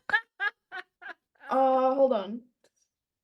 I'm like, I look through my backpack, and I'm like assessing like, how judgmental is this person going to be? All right. Okay, sure. Like mild theft is one of the posters that I pull out. Here you go. Mild, as opposed to spicy theft. Yeah, I don't know. You have very hot stuff. So the general's big kind of paw. And like he's a big dog, right? Like Adea's a wolf, but he's pretty big. Like he's the kind of animal that, you know, in our world is made to hunt animals like Adea. And certainly to hunt the rest of you. And his big paw kind of moves, you know, hovers over the hilt of his sword. And when it does, it's almost like something physical happens. The whole room gets still. And he looks between you, Sammy, and Candlelight. Looks at Candlelight. So you're letting petty thieves into the abbey now. What should happen if they should rob the coffers? If she should make off with the candlesticks? And then Candlelight says, well, you know, the Candle Sister teaches that we need to let and the general just sort of keeps talking over the top of her. Well, you clearly don't understand the threat, let alone she could be a spy for the Oak Father. We can't be letting in ne'er-do-wells in the middle of the night, in the dark, in chill, in snow blanket. It's a Got who enough knows? candles. Yeah. Thanks. And what am what business do I have with the whoever you just named? What? The Oak Father with the rotting heart. Yeah. The tyrant that currently keeps our land in the grasp of cold. Oh, hold on. You look at me. You see me. What? Take a loaf of bread and you say, "Oh, I'm working for the dictator now." Is that what it is? I merely think that it is not easy to trust in times like these, and you are not making it easier. Yes, Cat. I have a question. Yeah. As he says, the Oak Father with the rotting heart that currently rules our land. Mhm. The Oak Father with the rotting heart no longer in grip of our land. He's no, he hasn't been for 2 years. He was defeated by the Yes, Moonwing yes, and her Mistletoe Yeah. Rebellion. That's what I thought. In fact, the war started 100 years ago. I think that Eve was very ready to kind of. She comes across as quite nervous at points, but like she also knows that as a moth tender, she has a very official position, and so that she can jump in when people are kind of trying to cast aspersions and be like, oh, I'm an official moth tender, and if you have a problem with them, you have a problem with me. So she was getting ready to kind of come in and try to, you know, probably prevent confrontation because she can see that this is going this way. But the moment that he says that, I think that she kind of like pulls back and looks confused, and then I think that she would search for like to look at like sort of Pin and Adira and just kind of give that really confused expression of like, did you just hear what I just heard? Like, yeah, I think Pin's still mulling over Rowan, the other pilgrim, saying like, "Oh yeah, no, we arrived on the first day of Candle Feasts as well." So I think Pin is slowly connecting the dots. Meanwhile, however, the general and Sammy are in this altercation, and Candlelight is trying to sort of put herself between the two of them and sort of diffuse it. I think that the general looks at you, Sammy, and says, "Prove it then. if you are really a person of substance, if you have ever done anything worthwhile in your life, prove to me who you are. Prove to me that we can trust you. Prove to me that you can be trusted with the children. I am not a hero. I do not have medals. I do not have awards or proof that I am a good person. Maybe I'm not. Fine. Yeah, I'm a liar. I'm a cheat. I'm not a fucking monster, okay? I'm not a killer, I'm not a spy, I'm not a tyrant's little right-hand man. And I don't appreciate you looking at me and all you see are, oh, a couple of bars that I've been behind. What, for what? Stealing a compass that I gave back? Or some other Wait, stuff? Leans over to her. Must have been a different compass. I think like the same smile that Rowan had when she saw Sammy stacking the wanted posters away comes across her face now, and she just kind of nods and bumps your shoulder with hers. Yeah, I'm just deleting. I don't have proof that you seek. Maybe I'm not worthy of being here, but I'm certainly worthy of having food, maybe of being a guest. All right? I'm not a killer, I'm not a monster. And by the way, the tyrant that you seek is not even in power anymore, so maybe you should catch up with the times. Yeah. When you say that, there second is a time, get 'em. ripple across the whole table. Everyone seems very shocked by this. Like Candlelight seems very, very shocked and surprised. Soft Paw seems shocked and surprised. The Professor, Whisperwing. Well, I suppose Whisperwing actually doesn't. But Rowan seems very surprised. And the general sort of frowns, and this is, well, I suppose she's not well or in great possession of her wits. These things happen in times like this. Fine. And he looks at Candlelight, who's opening her mouth and has really squared her shoulders. She seems quite angry, like and she really, like, I mean, much like Eve did a moment ago, like Candlelight looks ready to pop off. But he sort of looks at her, sees that that's about to happen, and raises his big paws in surrender, and is sort of like, very well, very well. I will keep my opinions to myself as long as she keeps her claws to herself. And Don't he sits promise down. anything. I muttered under my breath. I love that. Fair. He sits down uneasily opposite Adea and next to Sammy. Angela, what were you So- going to say? Might I interject at this moment and ask you something? Oh, Yes, who are you? No one of importance, but observer of this situation. But I have a question to ask, if What I is may. that? Have you murdered anyone today? Have you feasted on the flesh of a small little creature? Have you cut someone down with that impressive looking blade that you have? Not today. I Then have what been business do you have in assuming that my friend has done anything of harm, whether today or really ever, out of necessity or out of childlike joy?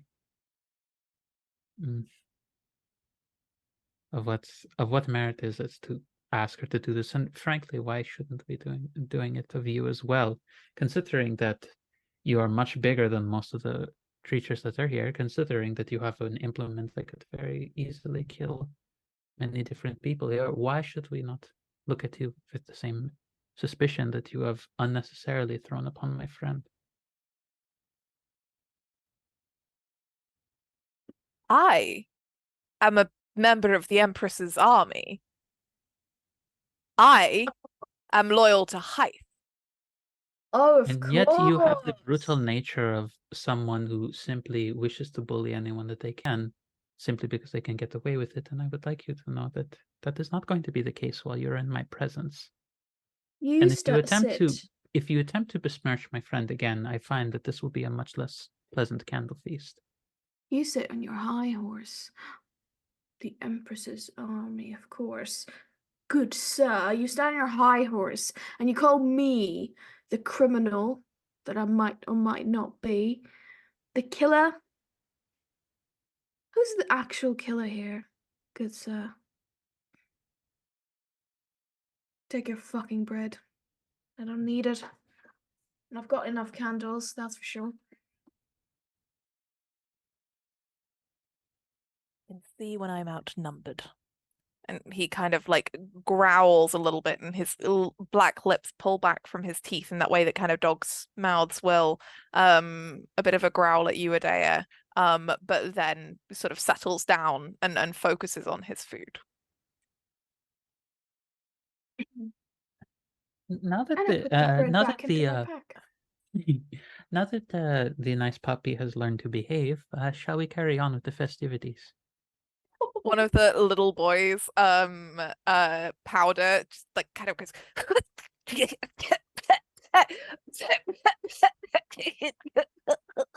is clearly trying to cover up a laugh, and is, however, Softpaw is kind of like, all right, Powder, what's wrong? And Powder's like, it's very hot pie, very hot.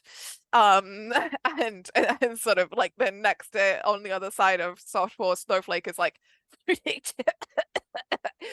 it's really spicy. And then Powder kind of like keeps like the laughter is becoming more obvious under the coughing. It's like, yeah, it's probably really bad for puppies.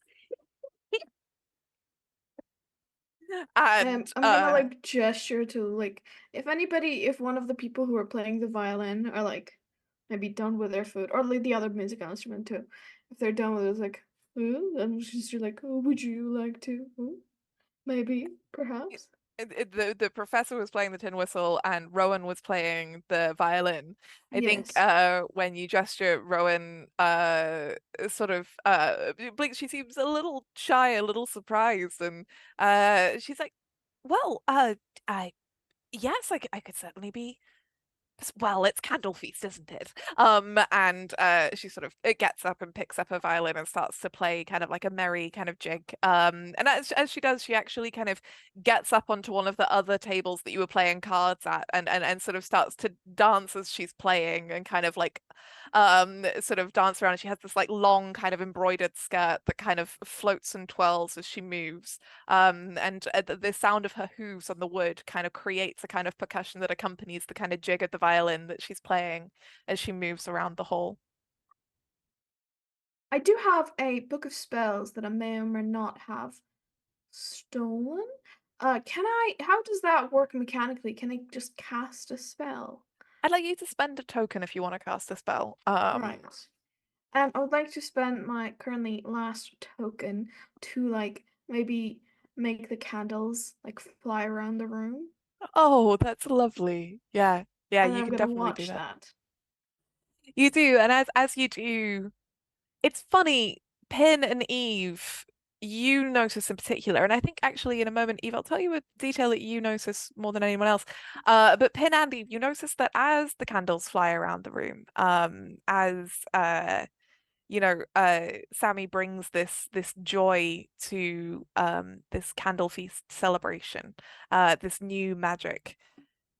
The murals on the walls of the Candle Sister, of the small forgotten god of this abbey, this child, this young pine marten in her little dress, dancing with a candle, they almost seem to move like an old kind of flickering film. You know those kind of magic lanterns, like from Oh. one still to the next. Like it almost seems as if she's flickering across and around the walls, as if she's dancing around you with her candlelight, lighting the room, and it kind of swims in and out of shadow.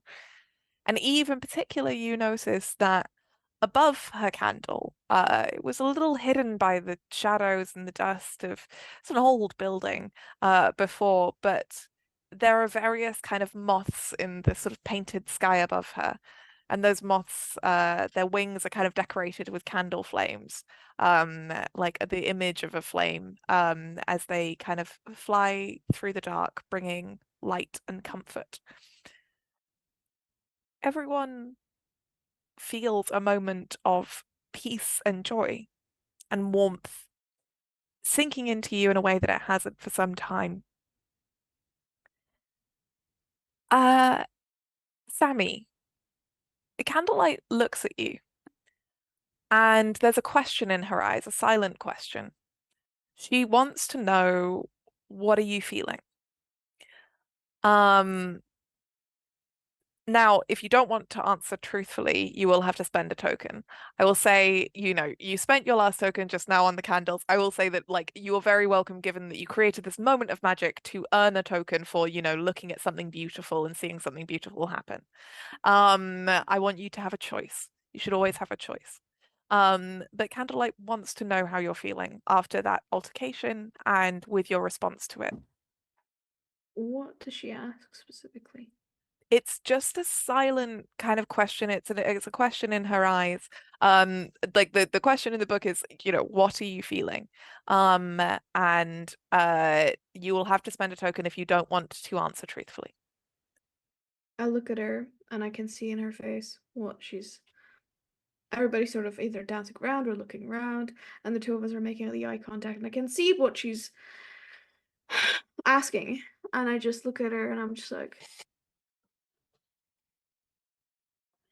it's not a crime to be good at something. I don't cheat at card games. If I steal, then it's usually not a big deal. Didn't mean for that to rhyme. Just it wasn't a hyperbole. I have been accused of murder, and it's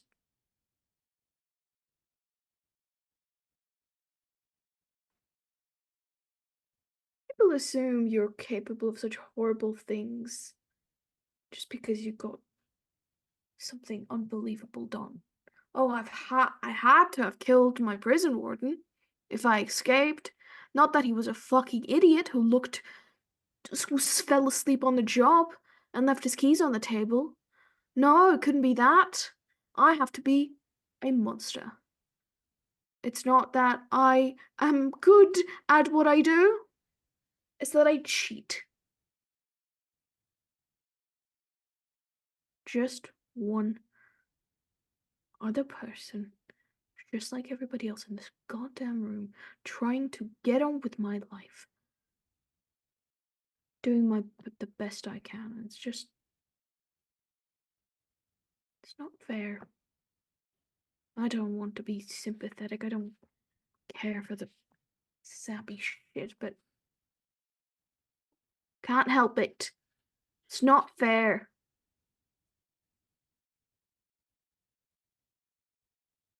I wasn't born this way, and I'm not fated to be evil. I think, you communicate all of that, and no one else hears you. There's kind of a magic in this moment. There's something that Candlelight can do, which lets her understand all of this and lets you choose to share it with her without having to disclose it to anyone else. But she steps closer to you and she puts a soft paw on your shoulder and she leans in close. A whole bear on my shoulder? she's a hare, she's a rabbit, but yeah, like she leans. Soft paw was the name of the other guy. Oh yeah, sorry. Yep, okay, fair. But she leans in close and her long kind of velvety ears brush the side of your face and she says very quietly, just for you, I do not think that you are a monster or a cheat, and you are always welcome to brighten my halls and bring comfort to our children, although we will teach them to be better sports. They really were rubbish at the game.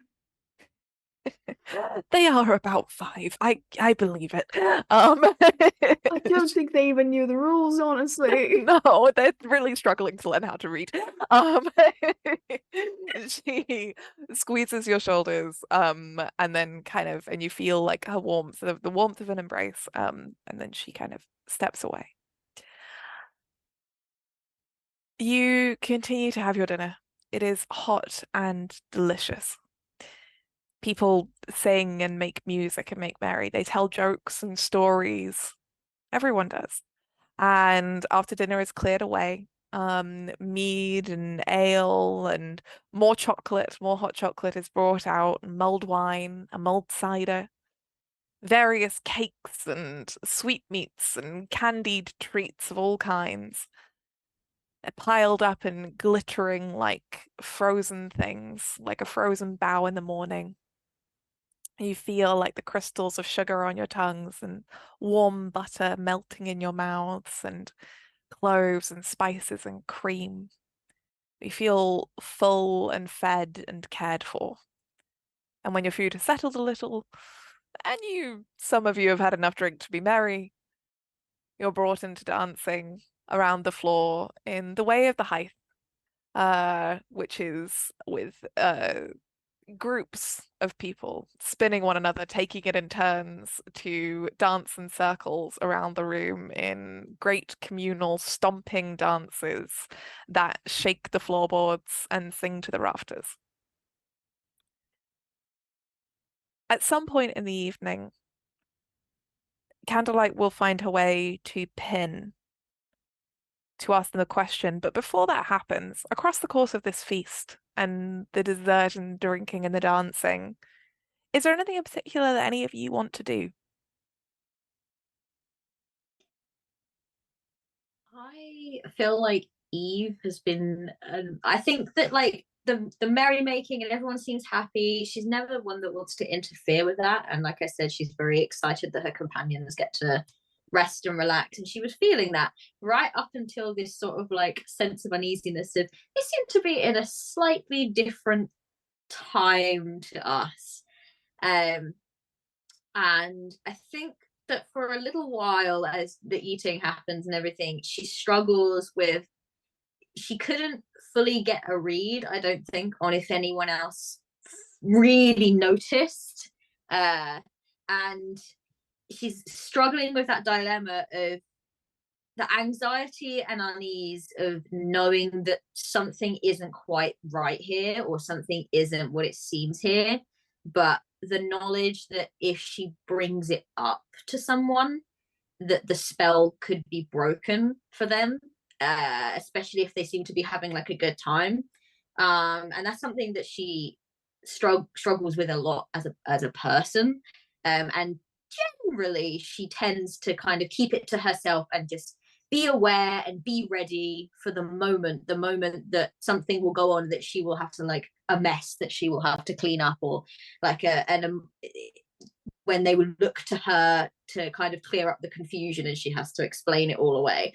In this moment, however, though, I think that she actually does allow herself to share. She kind of caught something maybe on Pin's face that said that maybe that Pin was feeling a little bit confused as well. And I think that she kind of, it's not a discussion of like, we need to get out of here, something is wrong or anything like that. I think it's just more like she kind of goes up to Pin and she says, are you enjoying your night? Excuse me. I was still eating. Yeah, yeah. It's been lovely. My compass is doing something very strange, though. I don't know if you Right. can help with this. And then I take the compass out, and it's like it keeps spinning. It's never done that before. Yeah. Well, maybe it's just feeling a little unsure. I suppose I find myself feeling a little unsure. It's a lovely night. I guess I'm just a little unsure that it will last. Well, And I think there's like a weight to the way that she says that in terms of these friends that we're making. She's not entirely sure.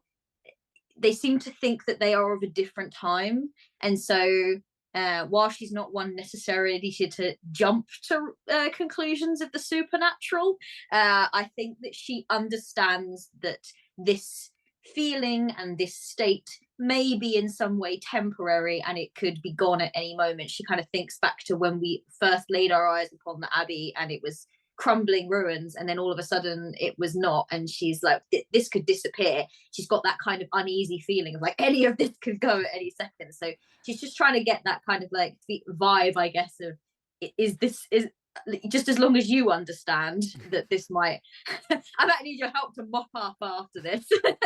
Like I think Pin's just kind of gonna go, well, you know, every night has to come to an end at some point, though. But that just means we get another day.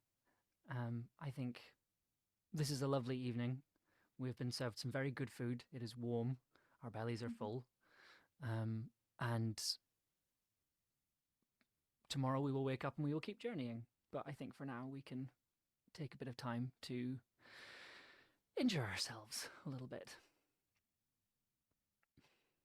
Yes, it will be nice for us to get another day. I think that perhaps we should make the most of it with our new friends. Maybe they won't have the same luxury. Mm. Mm. And I think she kind of just leaves it there at that point, and just kind of goes off and sort of tries to mingle. But now she's a little guarded because she doesn't want to get too close to people at this point. I think as the weight and the sadness of what this might be is kind of starting to settle on her a bit. Could I spend a token to know something important about the place I'm in and tell the table about it? Yeah. And do I say what it is, or do you tell me? Do you answer a question or something? I can tell you the stuff that I know, There's or a you can spend a specific token. thing? There is a specific thing going on. But if you just want to like add a detail that you think would be interesting, you're welcome to do that, or you can spend a token to ask me and I can tell you kind of what's going on. Yes. I would like to spend a token to ask. I suppose, is the compass spinning because this is Pin's destination, or is it spinning because we need to get out of here? Neither. The compass is I knew we spinning. shouldn't say that. Oh, bad question. The compass is spinning because, well, I mean, Amber, why do you think the compass is spinning? I think so. I'm in kind of two minds about this because I think on the one hand I don't necessarily think this is Pin's where Pin is walking towards, but at the same time I think the compass has found something here. That feels very cryptic, but I feel that's all I have at this point. Yeah, no, I like that. The compass is spinning because this is the end of one person's pilgrimage, but it is not the end of Pin's. Oh. And we're in a place out of time. The compass is also spinning because a magical thing is happening, and Pin is currently in a pause in their journey, like an oasis in the desert. They are briefly spending a time away from the path, but they are not in the wrong place. The compass doesn't need to lead them away. It doesn't need them to move on. This is a respite. They can stop for a moment.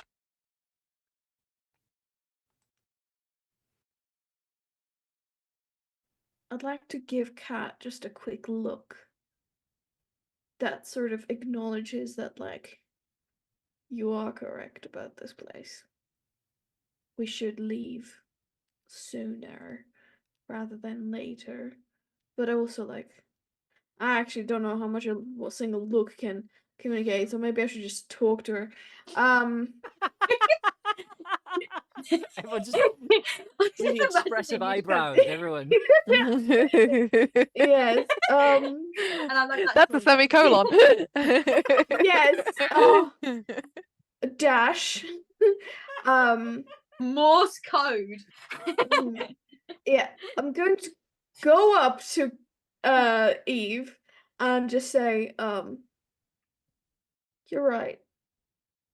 But it's okay, we won't get lost if we stay until tomorrow. And I don't really say much more than that. Because really, I overhear everybody's conversations. I think that Eve is Eve kind of just nods sadly, and I think that Eve is probably watching the children playing, and just looks sad but doesn't say anything. She's just kind of taking in the moment.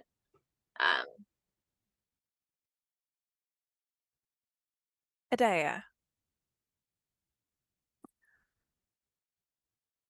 Candlelight comes over to you as the sort of merrymaking is going on. And she asks you again,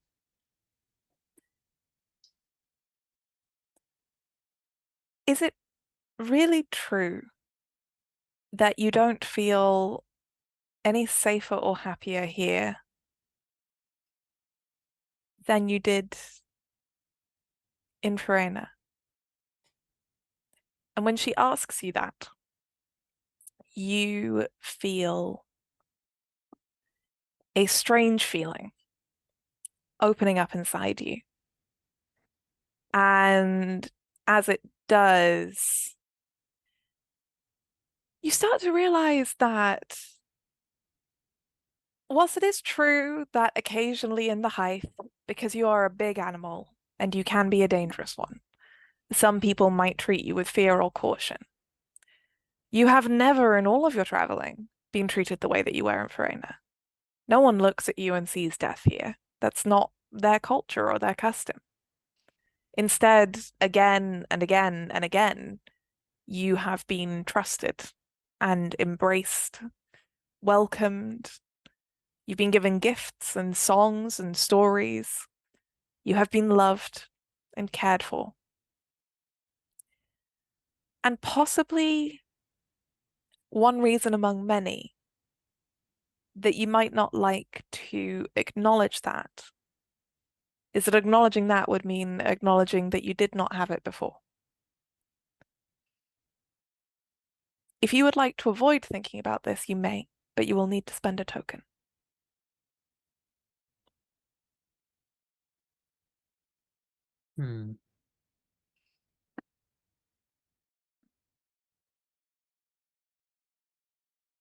I will not spend a token. I will lean into the thought.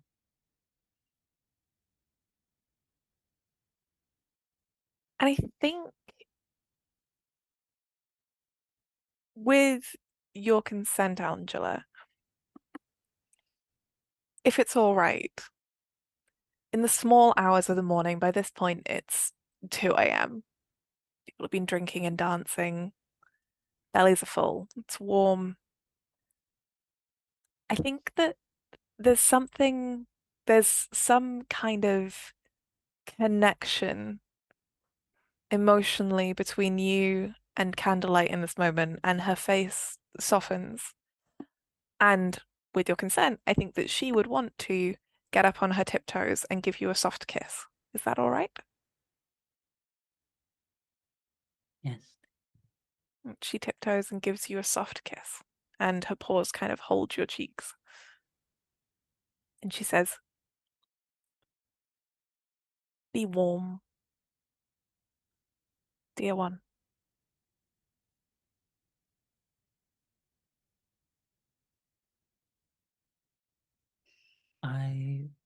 would like to spend a token to reveal something hidden about the person in front of me. And I ask them what it is, which means I ask you, Ella, what is it that is hidden? That in this moment of joy that cannot last, what is it?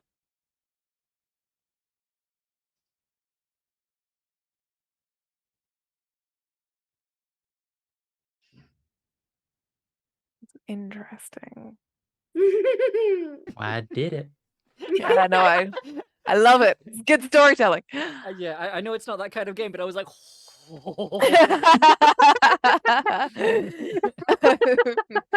I think that what you reveal and what you understand is that Candlelight is not mortal. She is not a normal person. She is not exactly a person in the way that people exist in the Hive.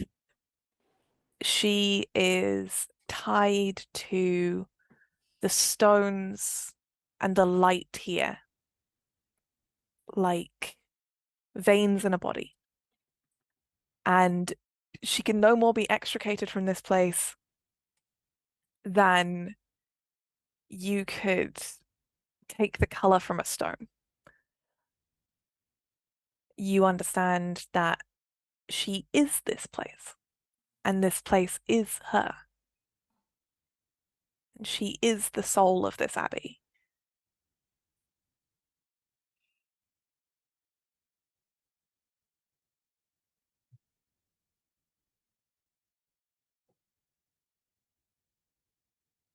Killer. To What? stop the magic! Not that kind of game. Oh, that was such a Jesus genuine, like, what? that was for me too. I was like, what? collectively I swear I at heard the that wrong. negative vibes that have just invaded the room. I think in that moment of softness, she asks, may I tell you a story about my home? Please do.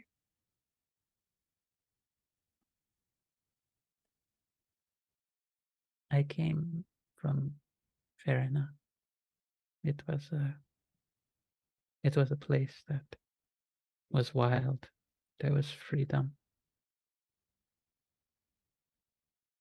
And in many ways, it was always, for me at least, destined to be an end. Wherever I would walk, even when I was most happy, people would say it was like a graveyard was walking everywhere. But do you want to know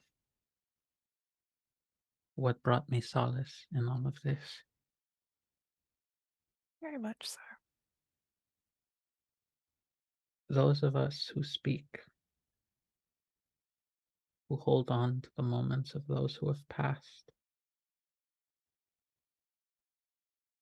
though we hold the most bitter of memories and the deepest of sorrows, we also impart to others the most profound of joys as well. I have known many a deep sadness. I have been thought of to be death itself to those who I thought loved me as much as I loved them.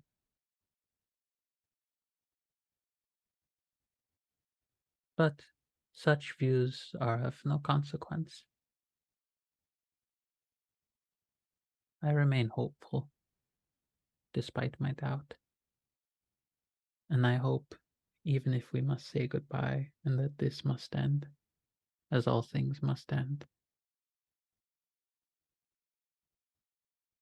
that you know the joy of what it was to be, what it is to be, and whatever you will be. I would like to spend my last token to ease someone's pain, even if only for a moment. I love that. And I think you do. I think that something about her posture kind of relaxes and she softens a little more and she reaches out and she kind of strokes your arm and sort of leans on you, like fully, like sort of leans into your chest, into your arms.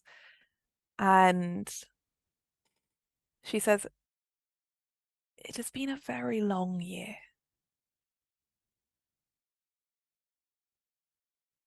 I'm going to move us forward in time. The evening ends. Your bellies are full, your feet are sore from dancing. Your cheeks hurt from smiling and laughter. And in the early grey hours of the morning, Pin, you wake up before anyone else does. There's a word in Old English, ukt. It means the cares and worries that pass through your mind when you wake up before the sun rises. You're woken by anxieties that you have mostly left behind since you decided not to try and be wise.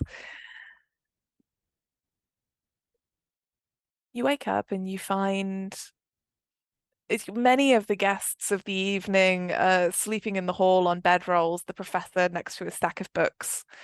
Soft Paw is curled around the two children, Powder and Snowflake. They're almost buried in his fur. Rowan is folded neatly away under a blanket. Whisperwing has her large soft wings over her head and is kind of tucked away as if within a feathered cloak. Even old General Chisel has fallen asleep by the fire and looks far less threatening when you cannot see his sword. Candlelight is sitting awake already with her paws cupped around a cup of tea, looking out at the grey light before the dawn and at this lovely abbey, this home that she has and that she's made for herself and for others. Amber, if you'd like to spend a token, then Candlelight can help you ask the world around you for guidance and give you an answer. If you'd like to ask this forest, these ruins, a question about your pilgrimage, about yourself, about the others, about anything to do with the world, then you can see what the trees and snow will say. She can help you ask. No, I don't think. I think Pin is in this for the journey and not the destination, and I think has decided to kind of see where the wind and the compass take them. The first thing they do when they wake up, incidentally, is to make sure they still have the compass and that it hasn't been stolen again. But I still think Pin's going to go over to Candlelight. But I don't think I'm going to spend a token to learn things. What do you say? What do you do? I think I just so Pin sits down. What sort of Candlelight's body language here? Like what's the sort of prevailing mood? Pensive. Very thoughtful. Quiet. I think so. So is this Candle Feast now, or is this like it's the beginning of the week of Candle Feast. So the first night is kind of the night that like most people do their big celebration on, which is why it was so important to get the parcels out on time, because the essentially the eve before Candle Feast and then the first day of Candle Feast are kind of the big ones, and then people will kind of keep the celebrations going, and then the other big night is the final night of the week. Yeah, okay. So Pin sits down and goes, I have not been to many Candle Feast celebrations, but I think that one is almost definitely the best by quite a long way. Thank you for your hospitality. And thank you for that hot chocolate. That was That was otherworldly. It was such good hot chocolate. Oh my goodness. I'll be dreaming of that for a very long time. And Softpaw is good at his craft. Very, very, very good. We're lucky he came here. And I'm glad that you had a good evening. You know, most people don't remember that the Candle Sister started Candle Feast a long time ago, in a dark time, in a war that's since been forgotten, to remind people to wake up in the dark, to not let themselves lose themselves to grief or despair. Even the light of one flickering candle will do something when you're afraid in the dark. It has been most illuminating. I've heard that one before. My old abbess made that joke every year. Every year. My whole childhood. You could say it was enlightening. just let me have this one. Oh, I'm sorry, Jesus. I just wanted to give the compass back. Christ. Okay. I think Pin is also going to ask about Rowan. And specifically, I don't know if I have to spend a token for this. And ask how long Rowan has been here. I honestly don't remember. It feels like she arrived yesterday. It always feels like she arrived yesterday.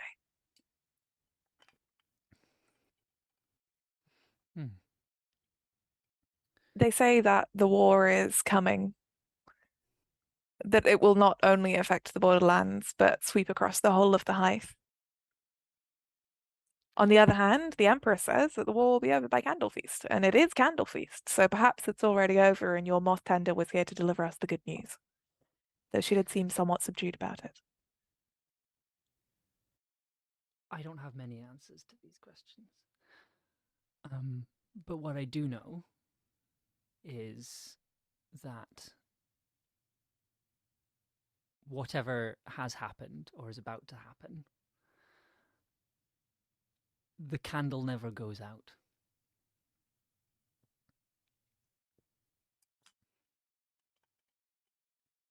And she smiles at you. And you're looking at her and the kind of silver white fur of her face. And the sun is starting to rise. Fingers of dawn creeping between the alleys of the trees. And you don't see it, Pin, because you're not looking. You're looking at her. But as that sunlight touches the bodies of each person sleeping in the hall, of Rowan folded under her blanket, and the professor in his books, of the old general, and Softpaw and his children, Snowflake and Powder, and the old owl in the rafters. They disappear like mist. And Candlelight the Hare looks at you and she smiles and she says, "No, a candle always goes out. But then someone else comes along to light it." And as she says that, she disappears. And you realize as the abbey fades and crumbles, and the light and warmth goes away, and the food fades, that you do know this place, actually. It was one of the places hit hardest at the start of the war 100 years ago. Oh. It's on the night of Candle Feast. A group of travellers who were never heard from again, and a moth tower that used to exist but was destroyed. It's long since been lost. When you leave, when you leave this place, only the bones of it remain. But as you look up through the freshly falling snow, and the sunlight casting through it. There is a scattered iridescence, like candle flames winking out in the sunrise. That is our story. Thank you.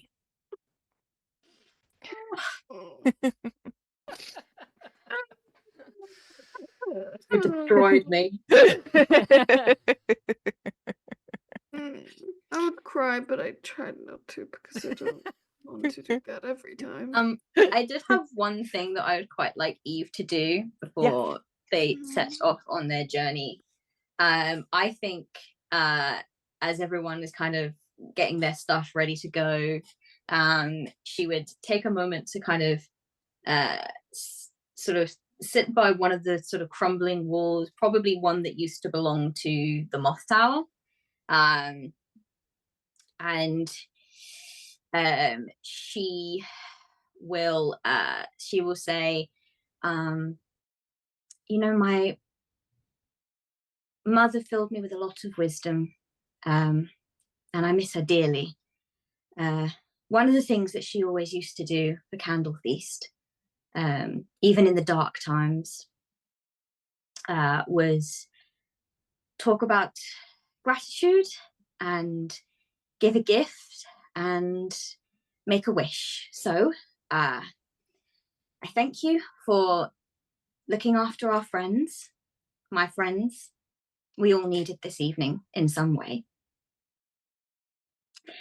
I have a gift, and she kind of goes into her bag with the sort of collected parcels, and she pulls out a sort of old pack of playing cards, which is one of the things that she's kind of found sort of variously around and wraps up in the hopes that someone might need it one day. And she sort of places it by the stones, and she says, so they can get a little better, you know, call it a sick birthday present if it ever arrives. And Oh my! She removes her moth tending badge to allow herself a moment of imperfection, and places it on top. And she says, and I suppose my wish, really, if you still have the power to grant it, is that I really, really hope that General gets to wear his jumper. And she kind of cries for just a moment. And then, as she can hear her companions behind her kind of really ready to go, she kind of dabs at her cheeks and straightens up. And she goes, right, maps out, let's go. And she kind of gets everyone back on track. I would imagine Eve feels so vindicated by the fact that the motto was not on my map. It really wasn't here. Pin just like, are you sure we can trust your map now? Oh gosh, the tables were tabled. Thank you, Kat. You made me cry. Yes, I was like, I need to make Ella cry because this is revenge. Like, I've been like crying throughout this whole thing. Okay, so thank you all very much, my wonderful players, for playing, and thank you everyone for watching from home. I very much hope you enjoyed this stream of Wanderhome. It's a beautiful game. I am a very big fan of it, and I strongly recommend checking it out, getting your own copy, playing it at home, and playing without a GM. Like I said before, it's quite unusual to play Wanderhome with a GM, and I think that it's a really nice game to try and play without GM. Let your GM be another character in the story, and you all sort of tell the story together and be the NPCs in the world together. It can be a really lovely experience. So it's time for us all to tell people who we are and where they can find us and what projects they can check out and stuff. So please try to keep it to 2 to 3 things, starting with Angela.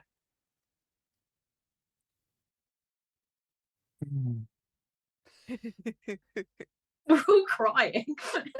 No, I'm good. I'm good. You saw nothing. You saw nothing. Hello there, lovelies. My name is Angela Lemos Morgrejo. I was playing Idia Rosenberg.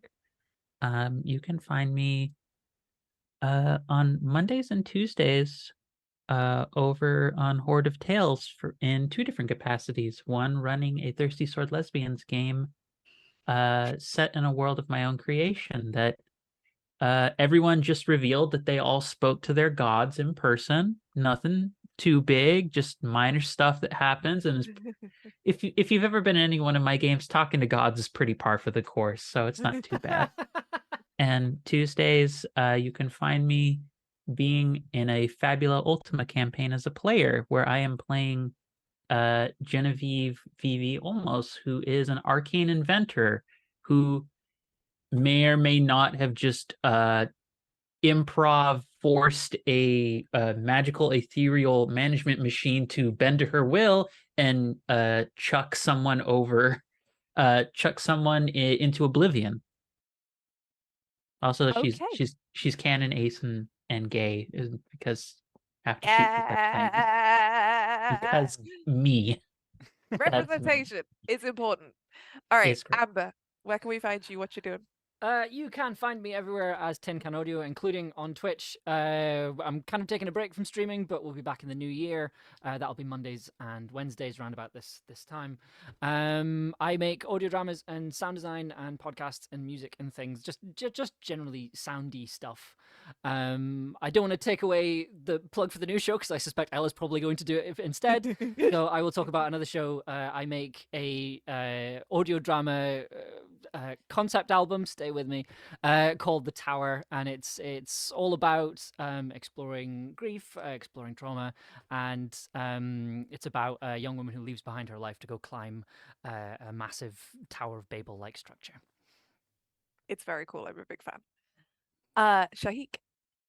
Yes, hi, I'm Sharik, and I played Sammy 2 Feet, and I generally just do this kind of thing a whole bunch where I go on other people's projects and podcasts and streams and whatevers, and then I just be myself and also other characters such as Sammy 2 Feet.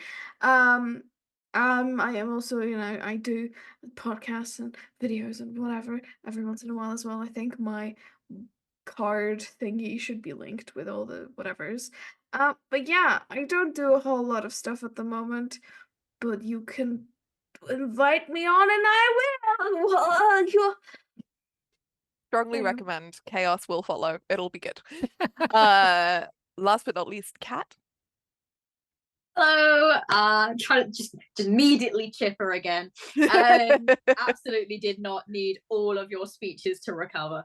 Hey, I'm Kat. I am otherwise known as the Law Mistress. Literally no one in real life calls me that, but and I can be found on social media at Law Mistress 93 or on Twitch at the Law Mistress. Same on YouTube. I have recently started streaming on my own channel.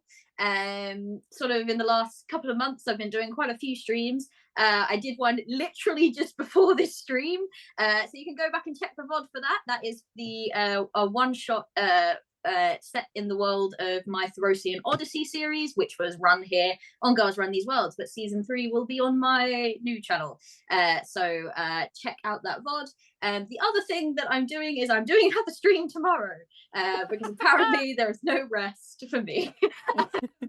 And that will be at 8:30 p.m. UK time. Please put that into your own time amongst yourselves. I will be doing a game of To Serve Her Wintry Hunger, which is a gorgeous game, very dark fairy tale, frozen winter queen, white witch. I mean, if you enjoy Narnia, the world of Narnia, we're kind of getting along those kind of vibes, sort of, maybe a little darker. And so yeah, come and check us out if you've got nothing else to do on a cold Monday evening. I think I'll leave it there because I have some other projects, but I can't remember them, and then I'll talk for too long. So yeah. It sounds really cool. I gotta check out that game. I really do. It's such a good game.